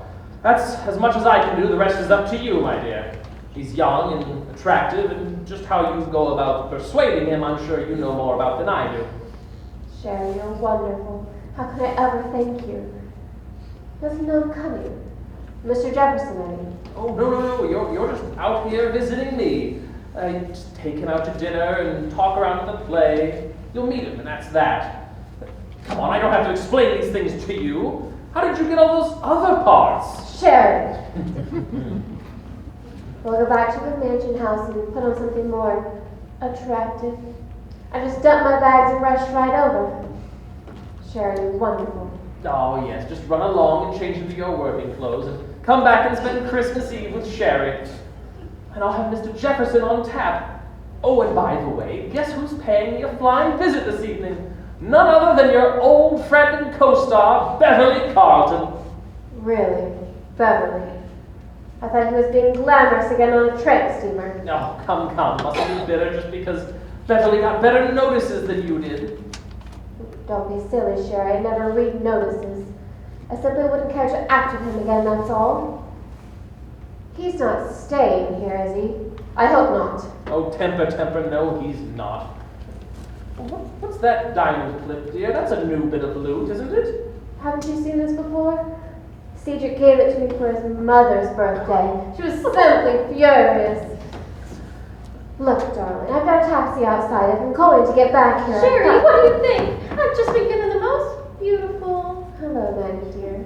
I mean, you must be around here somewhere. Santa's been at work, my pet. Blossom just dropped in out of the blue and surprised us. Hello, Lorraine. Hello. Oh, is that Bert? Oh, Bert Jefferson, young newspaper man. Miss Lorraine Sheldon. How do you do? How do you do? I didn't quite catch the name. Jefferson? That's right, pet. Why, Mr. Jefferson. You don't look like a newspaper man. You don't look like a newspaper man at all. Really? I thought it was written all over me in neon lights. Oh, no, not at all. I should have said you were, I don't know, an explorer or aviator or something. They have that same kind of dash about them. I'm simply enchanted with your town, Mr. Jefferson. Gives one such a warm, gracious feeling. Tell me, have you lived here all your life?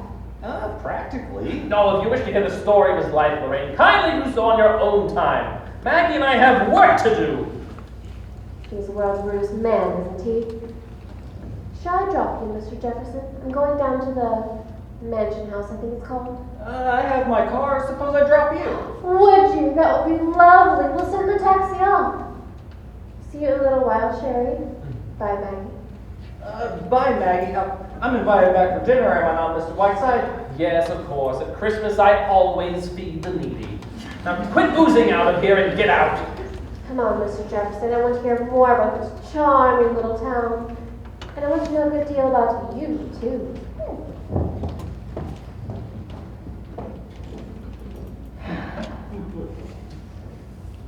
Now, wasn't there a copy of that broadcast somewhere? How much did I need to take off? Was it 4 minutes? That's right. 4 minutes. She's looking quite well, isn't she? What's that? Who? The Countess de Pushover. Isn't it a surprise, her dropping in like this? Yes, of course. Maggie, let's get to work. Come on, get to work. Why, she must have gone through New York like a dose of salt.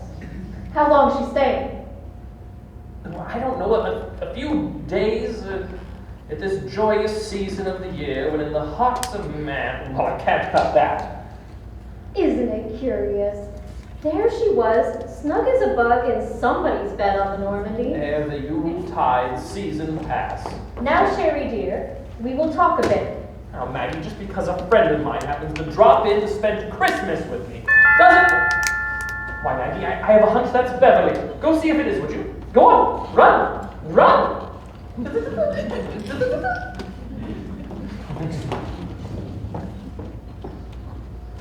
Magpie! Beverly! Oh, a large, moist, incestuous kiss for my magpie. Oh, get in here, you Piccadilly pen pusher! Gaze upon a soul in agony!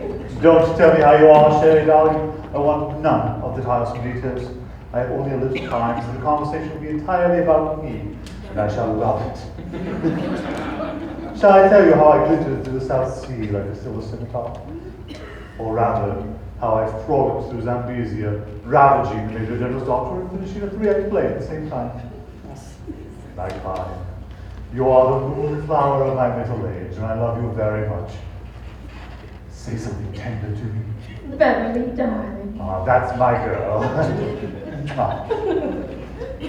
Now then, Sherry, without going into mountainous waves of self-pity, how are you? I'm fine, you presumptuous cockney. Now, how was the trip? Wonderful? Fantastic. I did a fabulous amount of work. By the way, did I glimpse that little boudoir butterfly all shelled on in a motor car as I came from the driveway? You did indeed. She's paying us a Christmas visit. Dear girl, they do say she set fire to her own mother, but I won't believe it. Sherry, my lord, not only have I written the finest comedy since Moliere, but the best review since my last one, and an operetta that frightens me, it's so good. I shall play it for 8 weeks in London, 6 in New York, that's all. No matinees. Then it's off to the Grecian Islands with me. Magpie, dear, why don't you come along? Why don't you desert this cannonball of fluff and come with me? Oh, be careful, Beverly, darling. You're catching me at a good moment. Now, Beverly, how was the trip in Hollywood? How long were you there? 3 unbelievable days. I was forced to see everyone from Adrian to Zanuck. They came, poor dears, as to a shrine. I was insufferably charming and ruthlessly firm when I refused $7 million to do its work. Did you see Banjo when you were there? How's Banjo? I did. He gave a dinner for me. I arrived in white tie and tails, as one does, to be quietly greeted at the door by 2 bewigged butlers, who proceeded to take my trousers off. I was then ushered in my lemon silk drawers into a room with Norma Shear, Claudette Colbert, and Aldous Huxley, among others. And that dear, sweet, incomparable Banjo.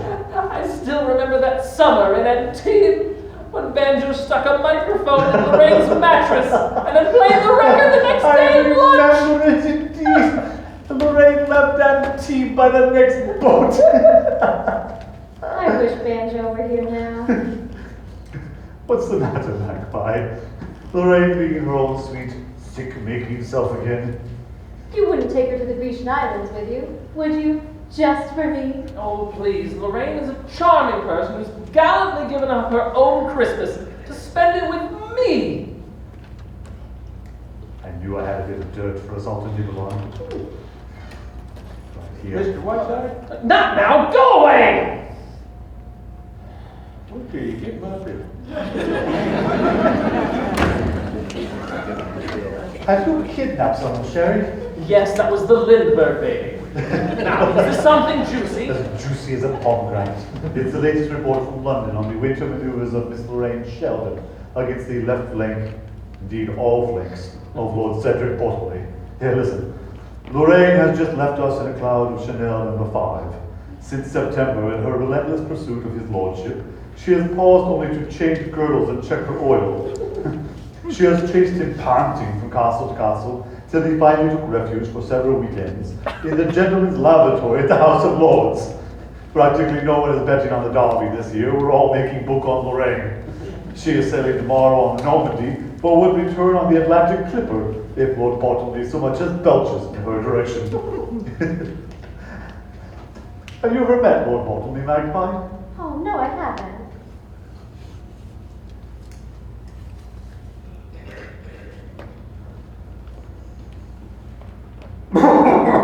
Not very good shooting today, blasted. Only 4 partridges, 6 grouse, and the Duke of Sutherland. Finally, it was very fun! Ripping debate in the house today. Ripping. Oh, Basil spoke for 3 hours and dropped dead at the end of it. Oh, you're making it up, Beverly. No one sounds like that. It's so good, it's uncanny. Oh, damn it, Beverly. Why must you race out of here? I never see enough of you, you ungrateful muppet. Oh, Sherry, darling, I can only say that my love for you was so great that I would change trains at Chicago to spend 10 minutes with you and wish you a happy Christmas. And my little magpie. Oh, Beverly. Now then, I have just time for one magnificent number from my new review. It is the second number from the new piece, and you shall love to play it for you. Oh, damn it, Maggie, get rid of them.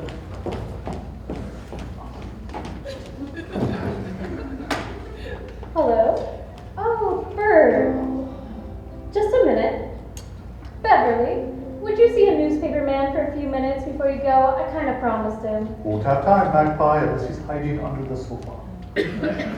Oh. One more minute. Would you see him at the station for just a minute before you go? Of course. Bert, go to the station and wait for him there. He'll be there in a few minutes. Bye-bye. Now, come on, Beverly. The stalls are impatient. Let's hear this second-rate masterpiece. Called What Am I to Do with All These Interruptions? Is that it, Beverly? Why, it's superb. It's the best thing you've ever written. Oh, please, let me say that. I do need to hear it sometime. Find time I shall pay for it. Oh, come in, Westcott.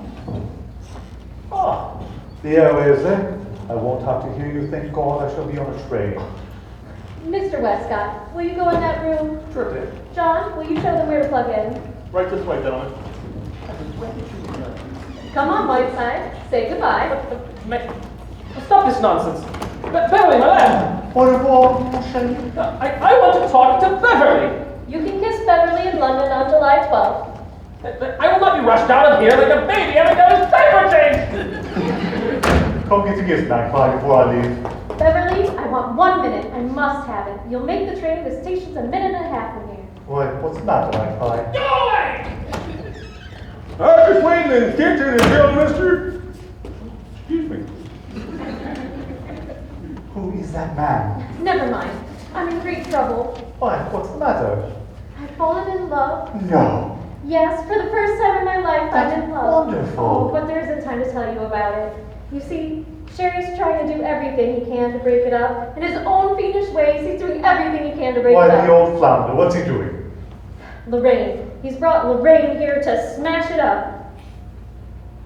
Here. It's someone here in Mesalia. Yeah, the newspaper man, the one you're going to see at the station.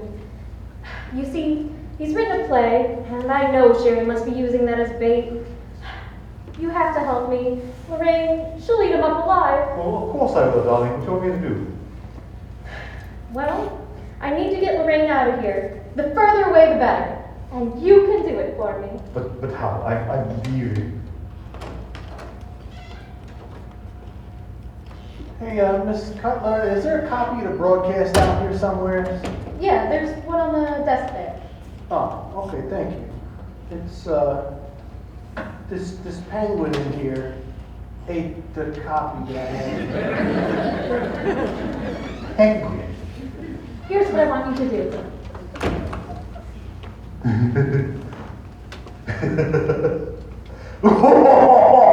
I love it. I absolutely love it. It's Big Sherry and Lorraine at the same time. It's pure heaven. I adore it, and I shall do it up brown. Oh, darling, the first baby will be named Beverly. Let's pray it's a girl. You're wonderful. Of course I am, darling. Come to Chiswick on your honeymoon, and I'll put you up. I absolutely adore. Oh, mercy, let me out of here.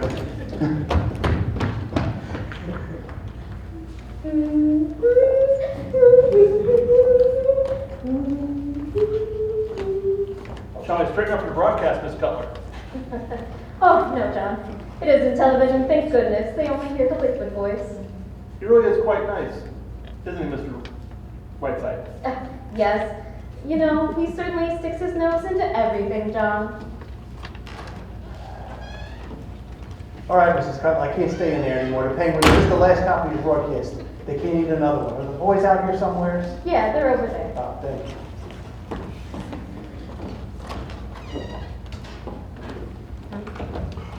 Why, Miss June, are you going away? Why, no, John, no. Mr. Whiteside is in there, I suppose? Yes, he's getting ready to go on the radio. Oh. With you? No, never mind. Look, John. Where is he? In the library? Yes, he's busy. Well, maybe we better go in there. We ought to.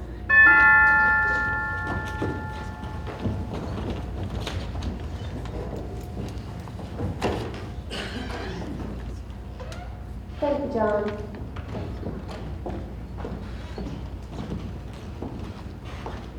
Hello, dear. Where's Sherry? Inside working. He's broadcasting very soon. Oh, yes. Christmas Eve. What a wonderful man Sheridan Whiteside is. You know, my dear, it must be utter joy to be secretary to somebody like Sherry. Yes, you meet such interesting people. That's quite a gown, Lorraine. Going somewhere? This? I don't steer on anything at all. Aren't you dressing for dinner? No, just what meets the eye. Who does your hair, Maggie? Wouldn't you know it? Every morning, a little French woman named Maggie Cutler comes in. You know, my dear, every time I see you, I keep thinking your hair could be so lovely. I've always wanted to get my hands on it. I've always wanted to get mine on yours, Lorraine. What, dear? No, nothing.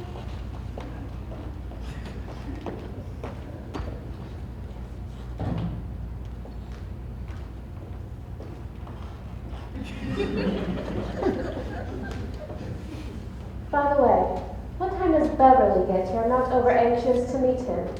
He's been in Galway. Really? Well, I'm very glad. Of course, you're great friends, aren't you, you and Beverly? Yes, we are. I think he's a wonderful person. I suppose he is. But when I finished acting with him, I was a perfect wreck. Oh, during that tender love scene that the critics thought was so magnificent, he kept dropping peanut shells down my dress. I wouldn't act with him again if I were starving.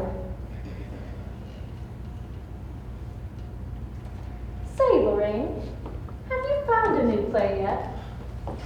No. No, I haven't. There was a pile of manuscripts waiting in New York for me, but I hurried right up here to Sherry. Huh. Yes. Isn't that nice of you to drop everything like that and rush to Sherry's wheelchair? Well, after all, Maggie dear, what else has one in this world but friends? You know, that's what I always say.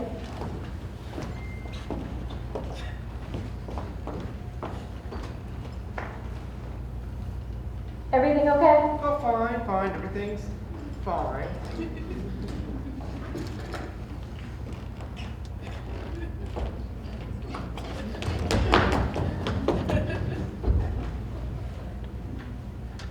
How long will Sherry be in there?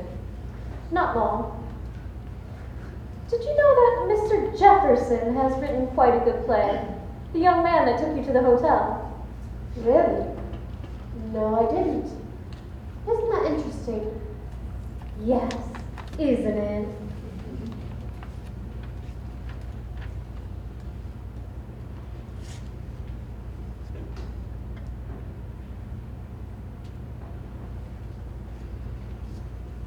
They put a polish on my nails I simply loathe. You don't suppose Elizabeth Arden has a branch in this town? Not if she has any sense. Well, I'll just bear it, but it does depress me.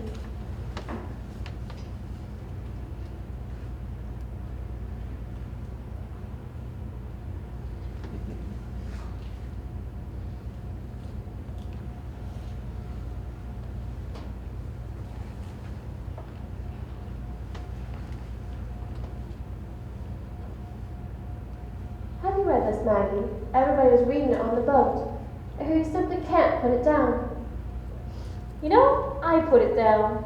Right there. Hello?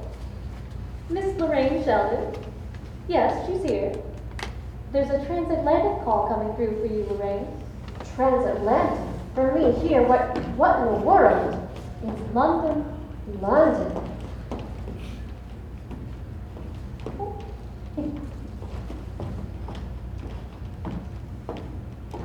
Hello. Hello, Cedric. Cedric? Cedric, is this you? Why, Cedric, you darling. What a surprise. How did you know I was here? What?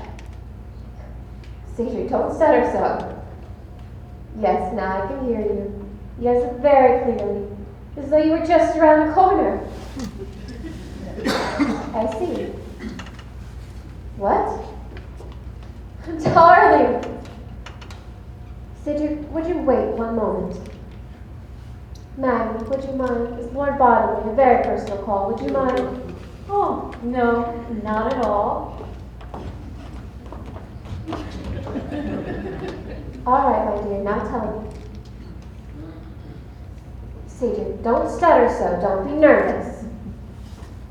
Oh, my darling. Oh, my sweet. You don't know how I prayed for this every night on the boat. Darling, yes! Yes, 1,000 times yes! I'll take a plane right out of here and catch the next boat. What? Cedric, don't stutter so! Yes, and I love you, my darling. Oh, so much. Oh, sweet. Oh, my darling, darling, yes. Yes, I will. I'll think of you every moment. You've made me the happiest girl in the world. Goodbye. Goodbye, darling. Goodbye. Sherry! Do you know what happened? Cedric just called from London. He's asked me to marry him. What? Sherry, think of it. At last. I've got to get a plane right out of here and catch the next boat. May I come in? Maggie, can I get a plane out of here right away? I simply got to catch the next boat to England. When is it? Do you know? Is there a newspaper here? The Queen Mary sails Friday. Why? What's happened? The most wonderful thing in the world has happened. Lord Bodley has asked me to marry him. Oh, Maggie! What do you know? It's the most wonderful thing ever. I'm so excited I could hardly think. We'll look things up right away. Oh, I'd be delighted to, Lorraine. Thank you. You must help me get right out of here. There's a timetable here. And don't worry, Lorraine, because if there isn't a train, I'll drive you to Cleveland and you can catch a plane from there. Maggie, you're wonderful. Sherry, what's the matter with you? You haven't said a word. You haven't even congratulated me. Let me understand this, Lorraine.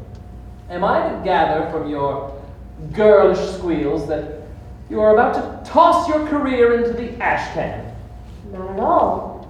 Of course, I may not be able to play this season, but there'll be other seasons, Sherry. Oh, I see. Then everything else goes into the ash can with it, is that right? But Sherry, you couldn't expect me to... No, you don't have to explain to me, Lorraine. I only understand too well. I also understand why Cornell remains the first actress of our theater. Oh, this is wonderful. We're in luck, Lorraine. There's a plane at 10:03 tonight. It's about an hour from here. Why, Sherry, everything works out wonderfully, doesn't it? Peachy. What's the number to the hotel I'm at? I've got to get my maid started packing. Mesalia 32.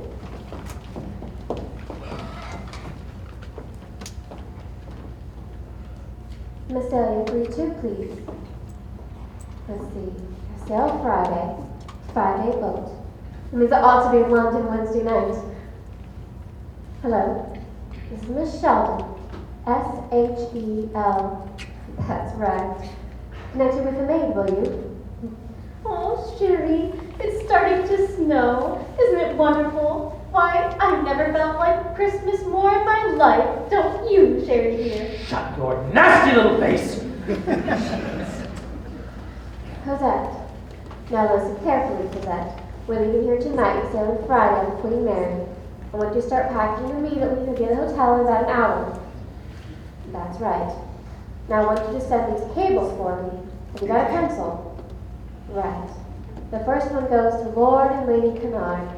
Get all these addresses in my little book and in my dressing case. Lord and Lady Kennard, my darling, returning Friday, Queen Mary. Cedric and I being married immediately on arrival. Wanted you to be the first to know. Love, Lorraine. Now send. What? Oh, thank you, Cosette. Thank you very much. Now send the same message to Lady Astor, Lord Beaverbrook, and my mother in Kansas City. And send a telegram to Hattie Carnegie, New York. Meet me, Sherry, Netherlands, noon tomorrow, for sketches of bridal gown and trousseau, Lorraine Sheldon. And send one to Monsieur Pierre Cartier, Cartier's London. Will you hold on reserve for me the triple string of pearls I picked out in October? Cable me Queen Mary, Lorraine Sheldon. Have you got all that straight, Cosette? That's fine. You have to rush, my dear. I'll be at the hotel in about an hour, so be ready. Goodbye. Thank goodness for Cosette. I'd die without her. She's the most wonderful maid in the world. Life is just full of surprises, isn't it? Who would have thought an hour ago to be on my way to London? An hour ago? No, I wouldn't have thought it an hour ago. Will you stop this female drooling? I have a violent headache. Aw, Sherry, can I get you something?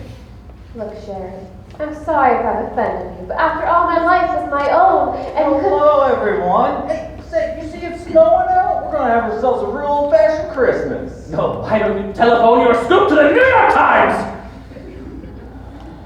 Bert, Miss Sheldon has to catch a plane tonight. Do you think we could drive her, you and I? Certainly. I'm sorry you have to go, Miss Sheldon. No bad news, I hope. Oh, on the contrary, very good news. Wonderful news. Yes, calls for a drink, I think. Sherry, you are being a very good host. How about a bottle of champagne? I can do one better. How about I mix us a Jefferson special? That okay, Mr. Whiteside? Yes. Mix anything. Stop dribbling. Maggie, has anybody noticed my bracelet? Oh, no, I forgot. Look, everyone. From Mr. Jefferson to me. Oh, it's charming. Let me see it. Oh, it's inscribed, too. To Maggie, long may she wait, Bert. What's a lovely Christmas present. Isn't that sweet, Sherry? Ducky. See, I told you it was beautiful. It just shows you what you get when you say your coupons. Right. What's going on between you two anyhow? Maggie, are you hiding something from us? When will this dribble stop? My head is bursting. Jefferson special will cure anything.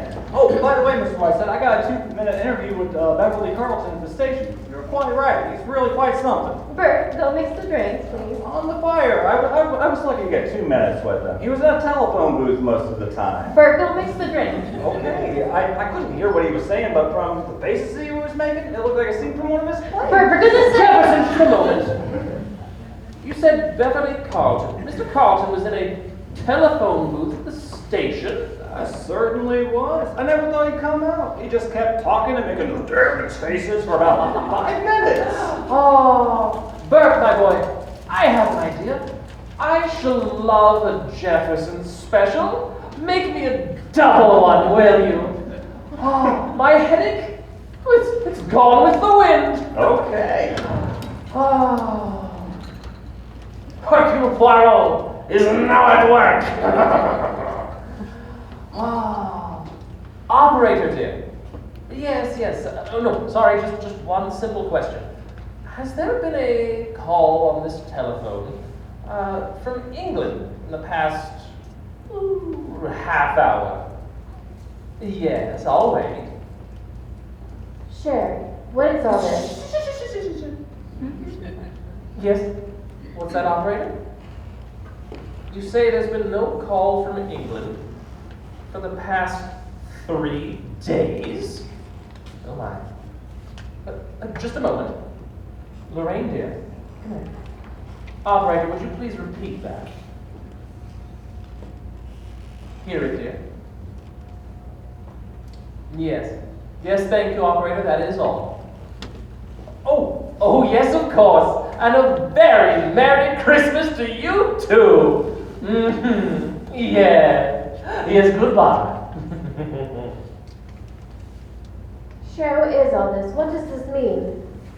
My dear, you've just played the greatest love scene of your career with your old friend, Beverly Carlton. That's not true. I was talking to Cedric. What do you mean? I mean, dear, that was Beverly you poured your girlish heart out to, not Lord Bottomley. Oh, me. Who'd have thought 5 minutes ago that you would not be going to London? Sherry, I want this explained. Explained? You heard the operator, dear. All I can tell you is that Beverly was indulging in one of his famous bits of mimicry, that's all. But you've heard him do Lord Bottomley before, haven't you? Yes, of course, but how do you want to do such a thing? It's one of the most dreadful. Those cables! Ugh. Go to the hotel. Whatever it's called, I want the hotel. Oh, I pay him off for this. It's the last thing that the skunk, the louse, the dirty, rotten mansion house. Connected with the maid. Who the hell do you think it is? Miss Sheldon, of course. S-H-E-L.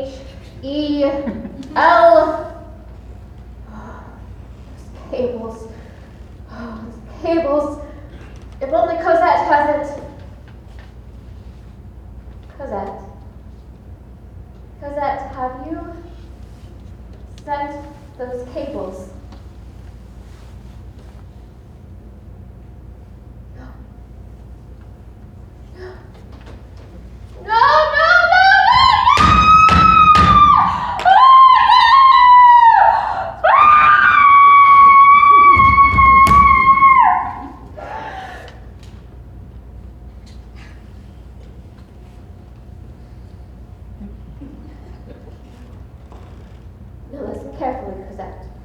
I want you to send a message to every one of those people and tell them that somebody has been using my name to disregard anything and everything they hear from me. Except this, of course. Don't ask questions. Do as you're told. Don't argue with me, you French bitch. Do as you're told. And unpack. We're not going.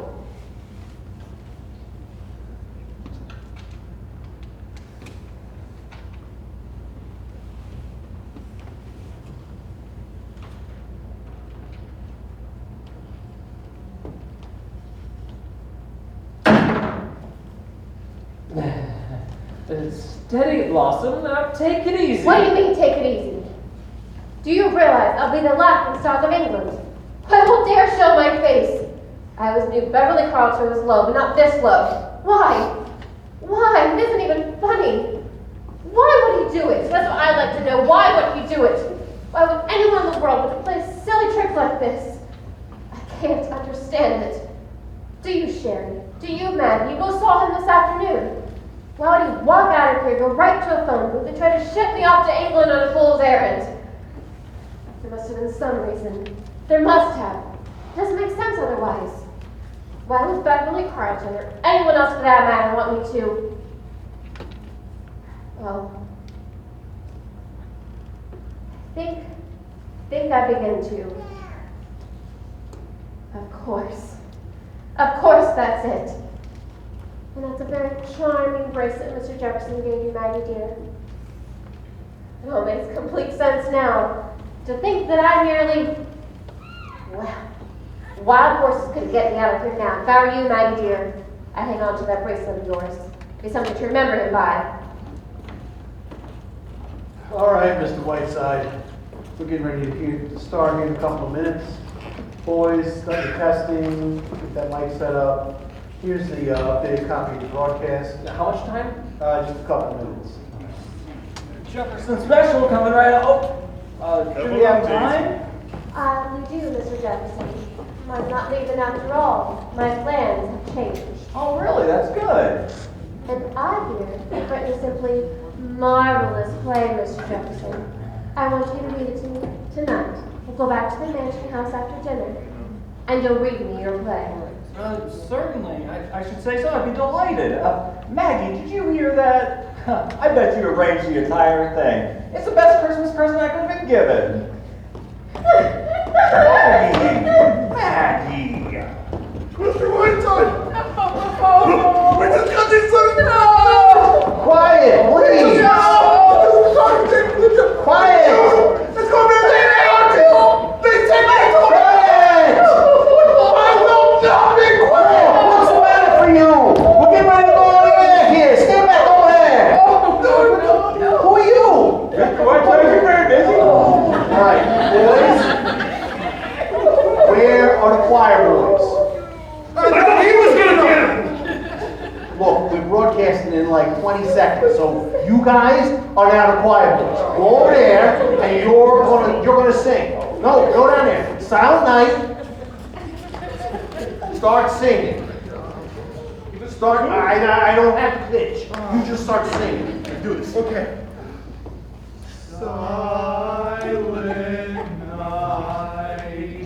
Ladies and gentlemen, brought to you by Mr. Sheridan Whiteside.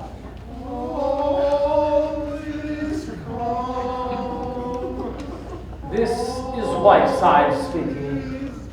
On this eve of eves, when my own heart is overflowing with peace and kindness, I think it most fitting to tell once again the story of that still and lustrous night nigh unto 2,000 years ago. When in the high Bethlehem, the star was glimpsed in the wondrous sky, and the Lord,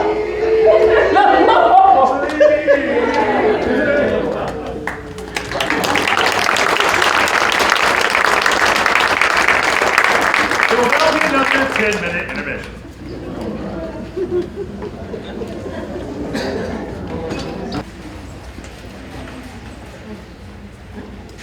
Miss Preen! Miss Preen! Yes, sir. Yes, sir. Where do you disappear to all the time, my lady Nausea? Mr. Whiteside, I can only be in one place at a time. That is very fortunate for this community. Descrito que está mal de la cabeza. Good morning, Mr. Whiteside. Merry Christmas. Merry Christmas, John. Are you ready for your breakfast, Mr. Whiteside? I don't think I want any breakfast, John. Has Miss Cutler come down yet? No, sir, not yet. Is she in her room, do you know? Yes, sir, she is. Shall I call for her? No, that's all. Yes, sir.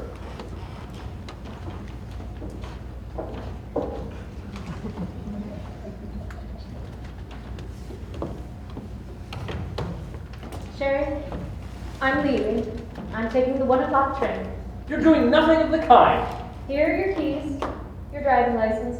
The key to the safe deposit vault is in the apartment in New York. I'll go in here now and clear things up. Just a moment, Mrs. Siddons. Where were you until 3 o'clock this morning? I sat up in the station wagon worrying about you. You would have heard me when you came. Why didn't you answer me? It's over, Sherry. You've won. I don't want to talk about it. No, come. What are you trying to do? Make me feel like a naughty boy? Honestly, Maggie, sometimes you can be very annoying. You know, you're wonderful in a way, Sherry. You're annoying? I wish there was a laugh left in me. Shall I tell you something, Sherry? I think you are a selfish, petty egomaniac that would see his mother burned at the stake if it was the only way to light his cigarette. I also think you would sacrifice your best friend without a moment's hesitation if they so much as disrupted that sacred routine of your paltry, self-centered little life. I think you are incapable of any human emotion that goes higher than your stomach, and I was a fool of the world for ever thinking I could trust you. Well, as long as I live, I shall never do anyone a good turn again. I won't ask you to apologize, Maggie, because in 6 months from now, you'll be thanking me instead of berating me. In 6 months from now, I expect to be so far away.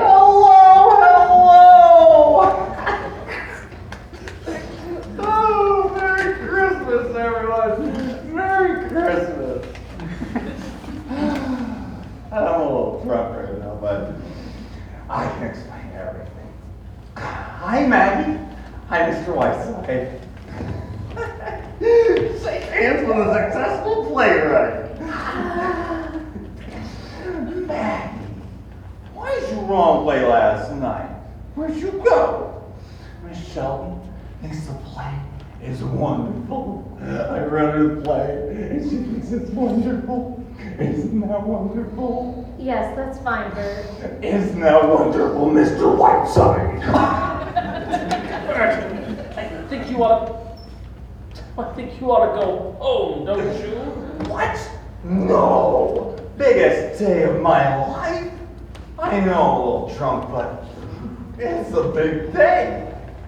Been sitting out at Billy's Tavern all night, didn't realize it was day until it was day. Maggie, listen, Maggie.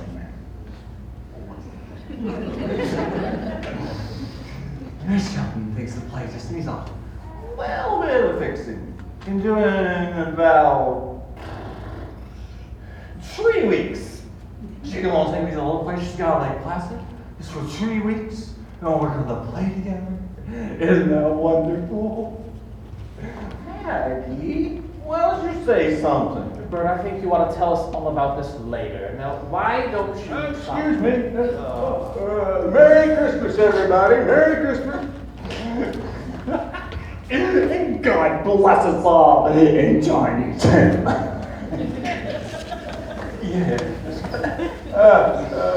Mr. Whiteside, I thought if I came in very early that maybe we could start with that. Say, Doc. Goose. You ever hear Orange Shell, the famous actress? Well, we're going like Placid together for 3 weeks. Isn't that wonderful? Dr. Bradley, would you please do me a favor? I think Bert here needs a little black coffee and some breakfast. Take care of him, please, would you? Yes, of course. Say, Doc, you know what? I'm gonna buy you breakfast. Biggest breakfast you ever had. You know what, Doc? I got a friend who doesn't believe in Santa Claus. Let's climb down this chimney and we can scare the hell out of him. Yeah. Oh, look at my hat.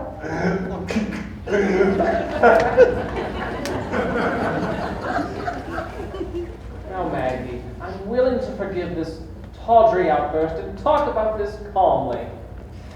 I love him so terribly. Oh, Sherry. Sherry, why did you do it? Why did you do it?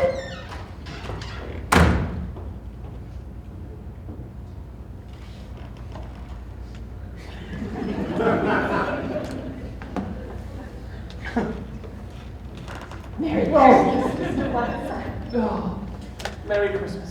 I really shouldn't be seen talking to you. My brother is terribly angry. But I just couldn't wait. Did you like my Christmas present? Oh, I'm terribly sorry, Miss Stanley. I haven't opened any of my presents yet. Oh, I was so anxious to... Won't you open it now? Yes, that's very thoughtful of you. I appreciate you thinking of me. Oh, why, this is lovely. I'm very fond of these old photographs. Oh, I was 22 when that was taken. That was my favorite dress. Do you really like it? Yes, when I get back into town, I shall send you a little present. Oh, will you? Oh, thank you. I will treasure it.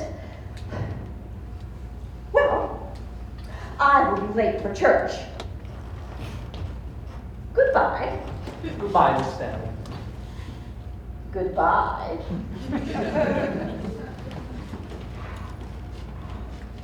Sarah's got a little surprise for you, Mr. Whiteside. She's just not taking it out of the oven. God, thank you, John.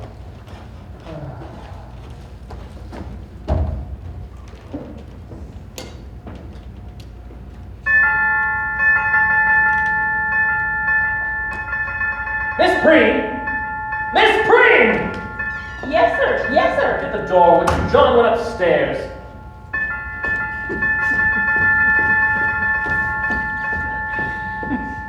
Who is it?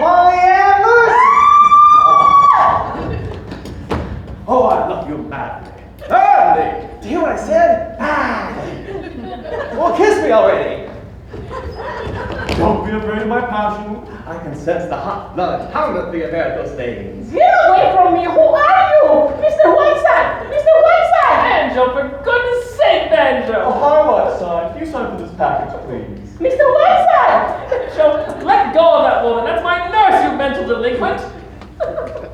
Come to my room in half an hour and bring some rye bread. Really, Mr. Whiteside? Esta es la gota que rompió la copa.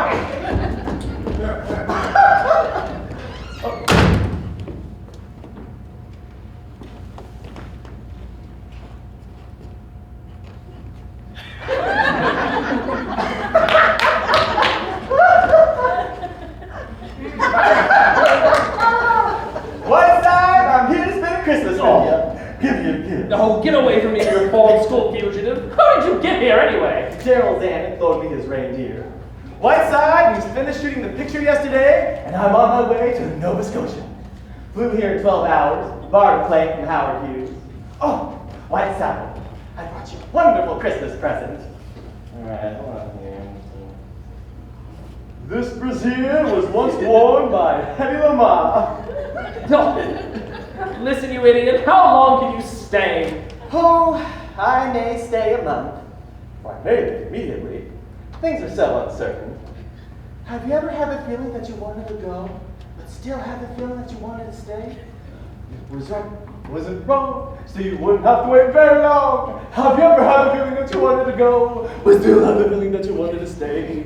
Started to go, but change your mind. Start to go again, but change your mind again. Have you ever had the feeling that you wanted to go, but still have the feeling that you wanted to stay? Do, re, mi, fa, sol, la, si, do. I go. I stay. But just long enough to take a bath. I'm on my way to Nova Scotia. Nova Scotia? What are you on your way to Nova Scotia for? Oh, I'm sick of Hollywood. And there's a dame in New York that I don't want to see. So I thought, I'll go to Nova Scotia, get some snow salmon. And where's Maggie? I want to see her. Oh, Banjo, I'm glad you're here, but I'm very annoyed with Maggie. Very. What's the matter?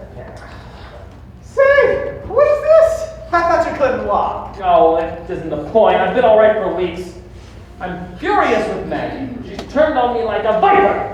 You know how fond I am of her. Well, after all these years, she's repaying my affection by behaving like a fishwife. What are you talking about? I never believed for a moment that she was really in love with him. In love with who? I just got here, remember? I'm telling you, you Hollywood idiot, this young newspaper man in town. So Maggie finally fell. Well, what do you know? What kind of guy is he? Shut up and listen, will you? Come on, what happened? Lorraine Sheldon happened to come out here and visit me. Old hot pants? Here? Will you let me finish? He'd written a play. This young newspaper man had written a play, and, well, you can guess the rest. Now they're going away together to rewrite. So anyway, there you are. Maggie's in there crying her eyes out. Gee. Say, wait a minute. What do you mean Lorraine Sheldon happened to come out here? I smell a rat, Sherry. A rat with a beard. Well, all right, but I did it for Maggie because I thought it was the right thing for her. Oh, sure. You haven't thought of yourself in years. Gee, poor kid. Well, can I go and talk to her? No, leave her alone. Well, anyway, I can help Sherry. Say, where's this guy live? This guy she likes. Can we get a hold of him? No, wait a minute, Banjo. I don't want any phony warrants or you pretending to be J. Edgar Hoover. I've been through all that with you before. I got Lorraine out here. I got to get her away. Well, it's got to be good, Sherry. Lorraine is no dope. It's got to be something that would get her out of here. Say, I think I got it. That fella she's so crazy about over in England, what's his name again? Lord Fanny or whatever it is. Oh no, Bottomway. That's it, Bottomway. No, Banjo, no. Oh, wait a minute, you don't get we send Lorraine a cablegram from Lord Bottomway. Oh, yes, I catch on, Banjo. Lorraine caught on too. It's been tried. Oh, I told you she was no dope. Well, you've got a tough opposition on your hand. The trouble is there's so little time. Get out of my chair! She's taking him away this afternoon. There must be some way out of it. Son of a gun, I've done this job too well! Stuck, huh? In the words of one of our greatest lyric poets, you said it. Yeah. Gee, I'm so hungry. Well, we'll think of something, Sherry. You watch. We'll get Lorraine out of here if I have to do it. One piece at a time. Merry Christmas, Mr. Whiteside. Excuse me. I've got something special for you. Mr. Whiteside, that was for you. Oh, never mind, Sarah. He's quite mad. Oh, Patricia, let us dance. Let us dance to the moonlit snow. Mr. Whiteside! Oh, just give him some breakfast, Sarah. He's harmless.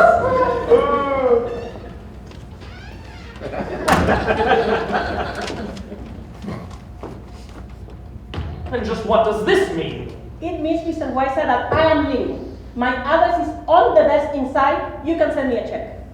You realize, Miss Breen, that this is completely unprofessional. I do indeed. Not only am I walking out on this case, I'm leaving the nursing profession.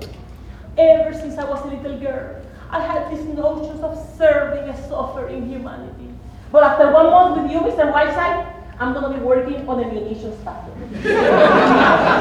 From now on, anything I can do to help exterminate the human race will fill me with the greatest pleasure. If Florence Nightingale would have ever nursed you, she would have married Jack the Ripper instead of founding the Red Cross. So, good day, Mr. Whiteside. Adiós, espero no volverlo a ver más.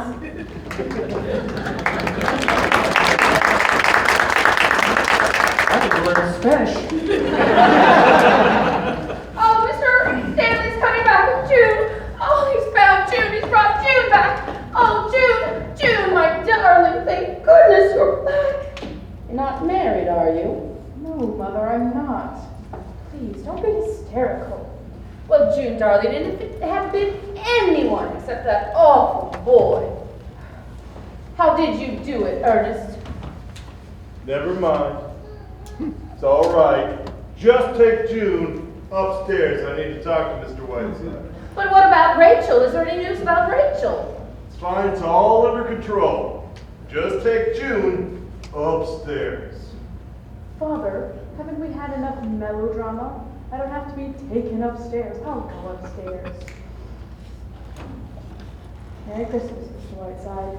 It looks bad for John L. Lewis. Come on, Mother, lock me in my room. Oh, now, June, you'll feel so much better after you've had a hot bath. Are you hungry, darling?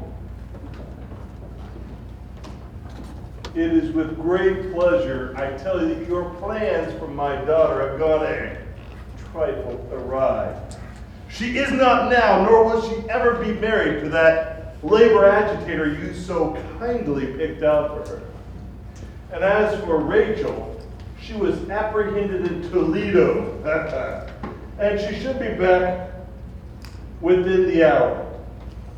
Now, not having your gift for invective, sir, I cannot adequately express how offensive your interference in my family's affairs has been. But I have made plans. You will interfere in those plans no longer. Come in, officer.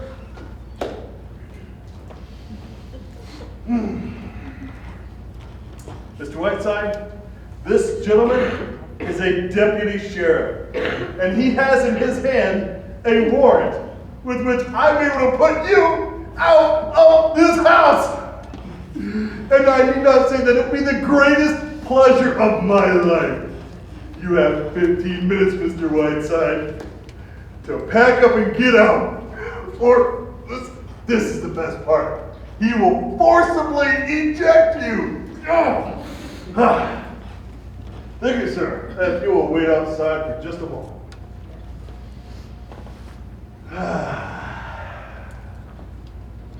You have 15 minutes, Mr. Whiteside, and that includes bags, baggage, wheelchair, penguins, octopus, and cockroaches. Now, I'm going to go upstairs and smash my radio so I do not even accidentally ever hear your voice again. Sure you don't want to kiss goodnight, old fellow?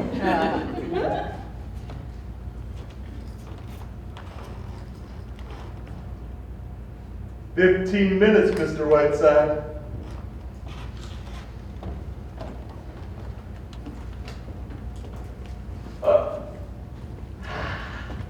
Hey, can she cook? Well, Whiteside, I'm out of ideas. Any news from the front? Yes, the enemy is at my rear and nibbling. Maybe say Maggie wasn't there? Oh, it's no use, Banjo. She's taking the 1 o'clock train. No kidding. Well, you didn't tell me that. You mean she's leaving you or quitting you after all these years? She is indeed. So that means you've only got till 1 o'clock to do something. No, Banjo. I have exactly 14 minutes in which to pull out of my hat the damnedest rabbit you've ever seen. What do you mean 15 minutes? Well, in 15 minutes, baby's rosy little body is being tossed out into the snow. Mine host has sworn out a warrant. I'm being kicked out. What? Well, I never heard of such a thing. What would you do a thing like that for? Never mind that, Banjo. I have 15 minutes. The master grows a little desperate. What about laying your cards on the table with Lorraine? Banjo, you know Dream Girl as well as I do. What do you think? You're right. Banjo, go in and talk to Maggie. I need some time to think. Say, if I knew where Lorraine was, I could get a car and run her over. It wouldn't hurt her much. Banjo, please! Pardon me, miss. Is this the YMCA?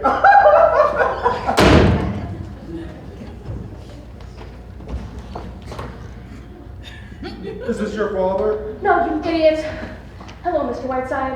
I didn't get very far. Any suggestions? I'm very sorry, Rachel. Very sorry indeed. I wish that I were in a position. But you are not in a position to do so. Here you go, officer. Thank you very much for your help. Thank you, sir. Now, I want you to go upstairs and into your room.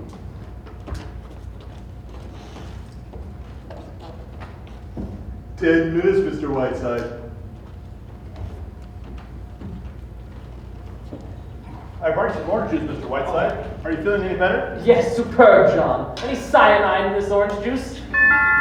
Oh, get the door, would you, John? Oh, say, that crazy fellow made quite a hit on Sarah. He wants to give her a screen test. Oh, get the door. Probably some mustard gas from an old friend. Good morning, Mr. Whiteside up yet? Yes, he is, Miss Sheldon. Right this way. Merry Christmas, Sherry. Merry Christmas.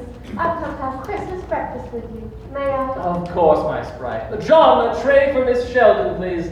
Better make it 1-minute eggs. And now it's the most perfect Christmas morning. The snow is absolutely glistening. Too bad you can't get out. No, I'll probably see a bit of it, my dear. I hear you're off for Lake Placid. When are you leaving? How did you know? Is Bert here? No, he rolled through a little while ago. Worked rather quickly, didn't you? I was absolutely swept off my feet by this play. It's fantastically good. It's the kind of play that only comes around once in 10 years. Cher, I'm so grateful to you. Really, sometimes I think you're the only friend I have in the world. Yes, of course, dear. Now, what time did you say you were leaving, you and Jefferson? I don't know. I think it's 4 o'clock. You know, quite apart from anything else, Bert is a very attractive man. It makes it rather a pleasure sparing to counsel little Miss Vitriol. In fact, it's all worked out beautifully. Sheridan, I want to give you the most beautiful Christmas present you've ever had in your life. What do you want? Anything. I'm so deliriously happy that... That sounds like Banjo. Is he here? Yes, just the family circle gathering at Christmas. Oh, how time flies when you're having fun.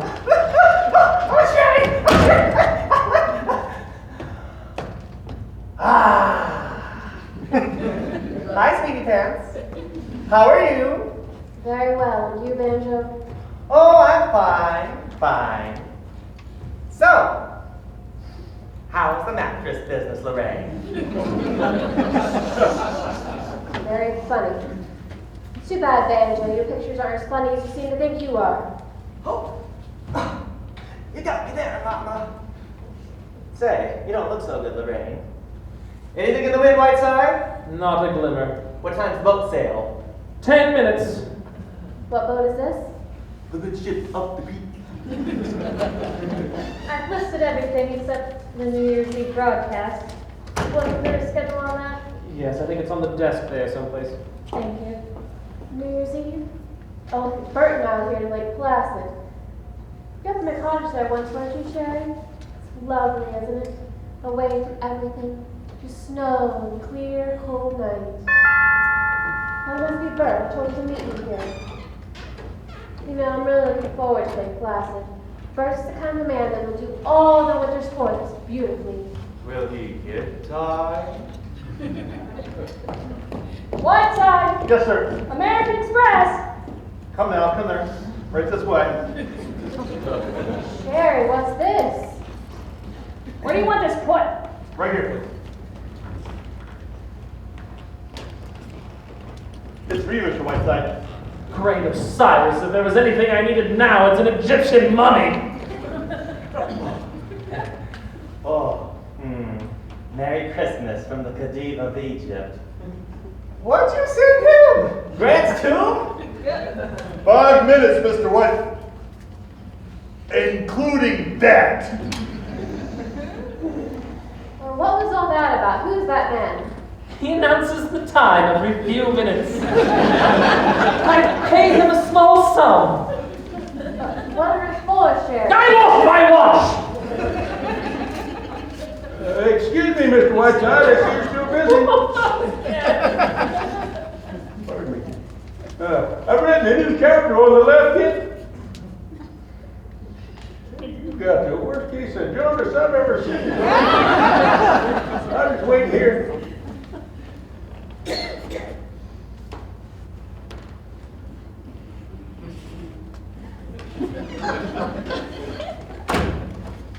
Is that the plumber again, Sherry? Dear, I wonder where Bert is. Darling, you're not very Christmassy. You're usually bubbling over on Christmas morning. Who sent this to you? The Khedive of Egypt? I must visit Egypt someday, I really must. I know I'd love it. The first time I visited Pompeii, I cried all night. All those people, all those lives, where are they now? Sherry, do you ever think about that? I do. Here was a woman like myself, a woman who once lived and loved, full of the same passions, fears, jealousies, and hates. What remains of any of it now? Only this. A span of 4,000 years, a mere atom in the eternity of time. And here am I, another woman, living out her life. Oh, I want to cry! Oh, I mustn't talk like this.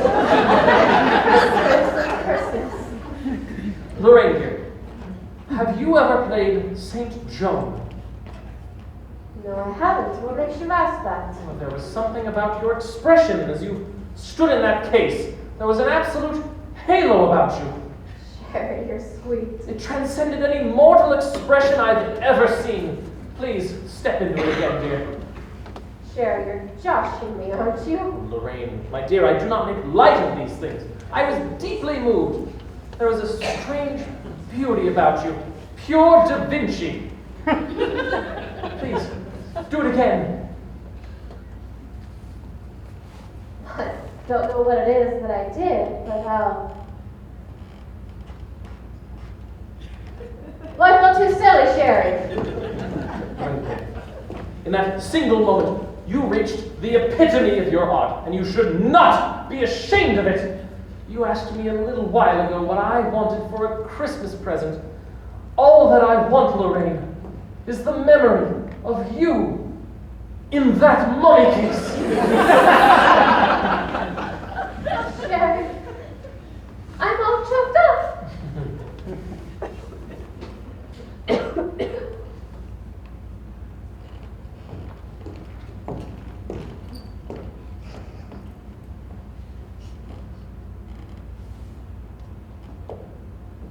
Dust thou art, dust to dust. There's service for ya! Will she be all right in there? Oh, sure. She'll breathe easy. I'll let her out once we get on the plane. What are we going to do now? Hey, how do we get this thing out of here? One thing at a time, Banjo. That's the next step. Well, think fast, Captain. Think fast. I'm leaving 3 cartons. Is there anything left out here? What's in this basket? No, nothing at all. Shall I file these letters? Do you want this picture? No, throw it all. Wait, I want the picture. Give me the picture.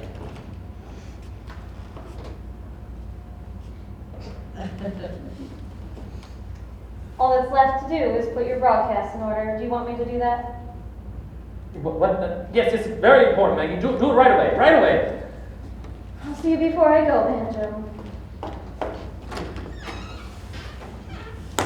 I've got it. What? I knew I recognized this woman. Now I know how to get this out of here. What woman? How? Well, Time's up, Mr. Whiteside. 15 minutes. Ah, yes, 15 minutes.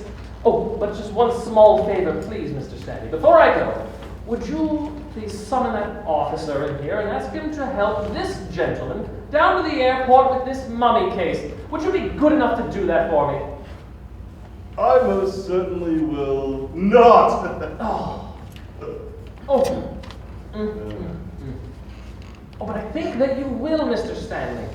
Or I will have to inform my radio audience on my next broadcast that your sister, Harriet Stanley, is none other than the infamous Harriet Sidley, who 25 years ago murdered her mother and father with an axe in Gloucester, Massachusetts. Oh, come, Mr. Stanley. It's only a small favor. Or would you rather hear the good folk in Mesalia reciting that once famous jingle on your very doorstep? Harriet Sedley took an axe and gave her mother 40 whacks. And when the job was nicely done, she gave her father 41. Now, Mr. Stanley, I'm losing something here, too. It would make a hell of a broadcast. Well... Mr. Whiteside, you are the foulest person I've ever met! Ah, you're a little late in figuring that out. Officer, would you come in here, please? Whiteside, you're a great man. Yes, right this way, sir. Mr. Stanley would like you to help this fine gentleman down to the airport with this mummy case. He's sending it to a friend in Nova Scotia. Collect? Right, Mr. Stanley. Yes! Yes! Yes, take it away, officer, take it away. Oh, Banjo, you're wonderful, and I may write a book about you. Don't bother. I can't read. Right this way, sir, right this way. Goodbye, Maggie. Love conquers all.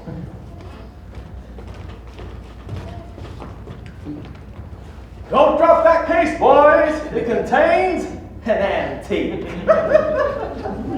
Sherry, is that? It is indeed, my dear. A little gift for you. Oh, Sherry, you old reprobate. No, just buy me a necktie sometime. Now, my hat and coat, Maggie dear. I'm leaving for New York.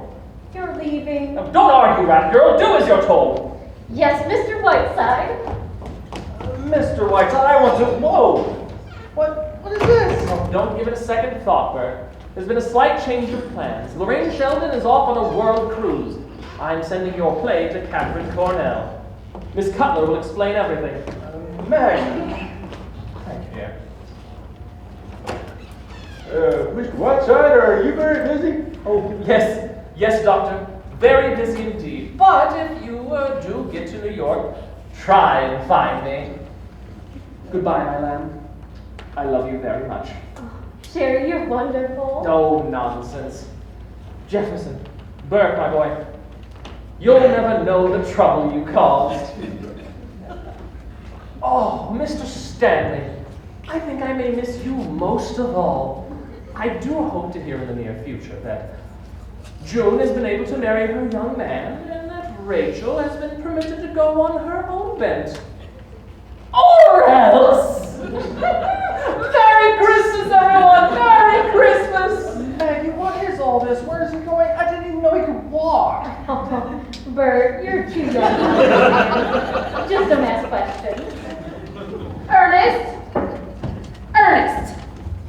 Rachel is being very difficult. You will need to speak with her.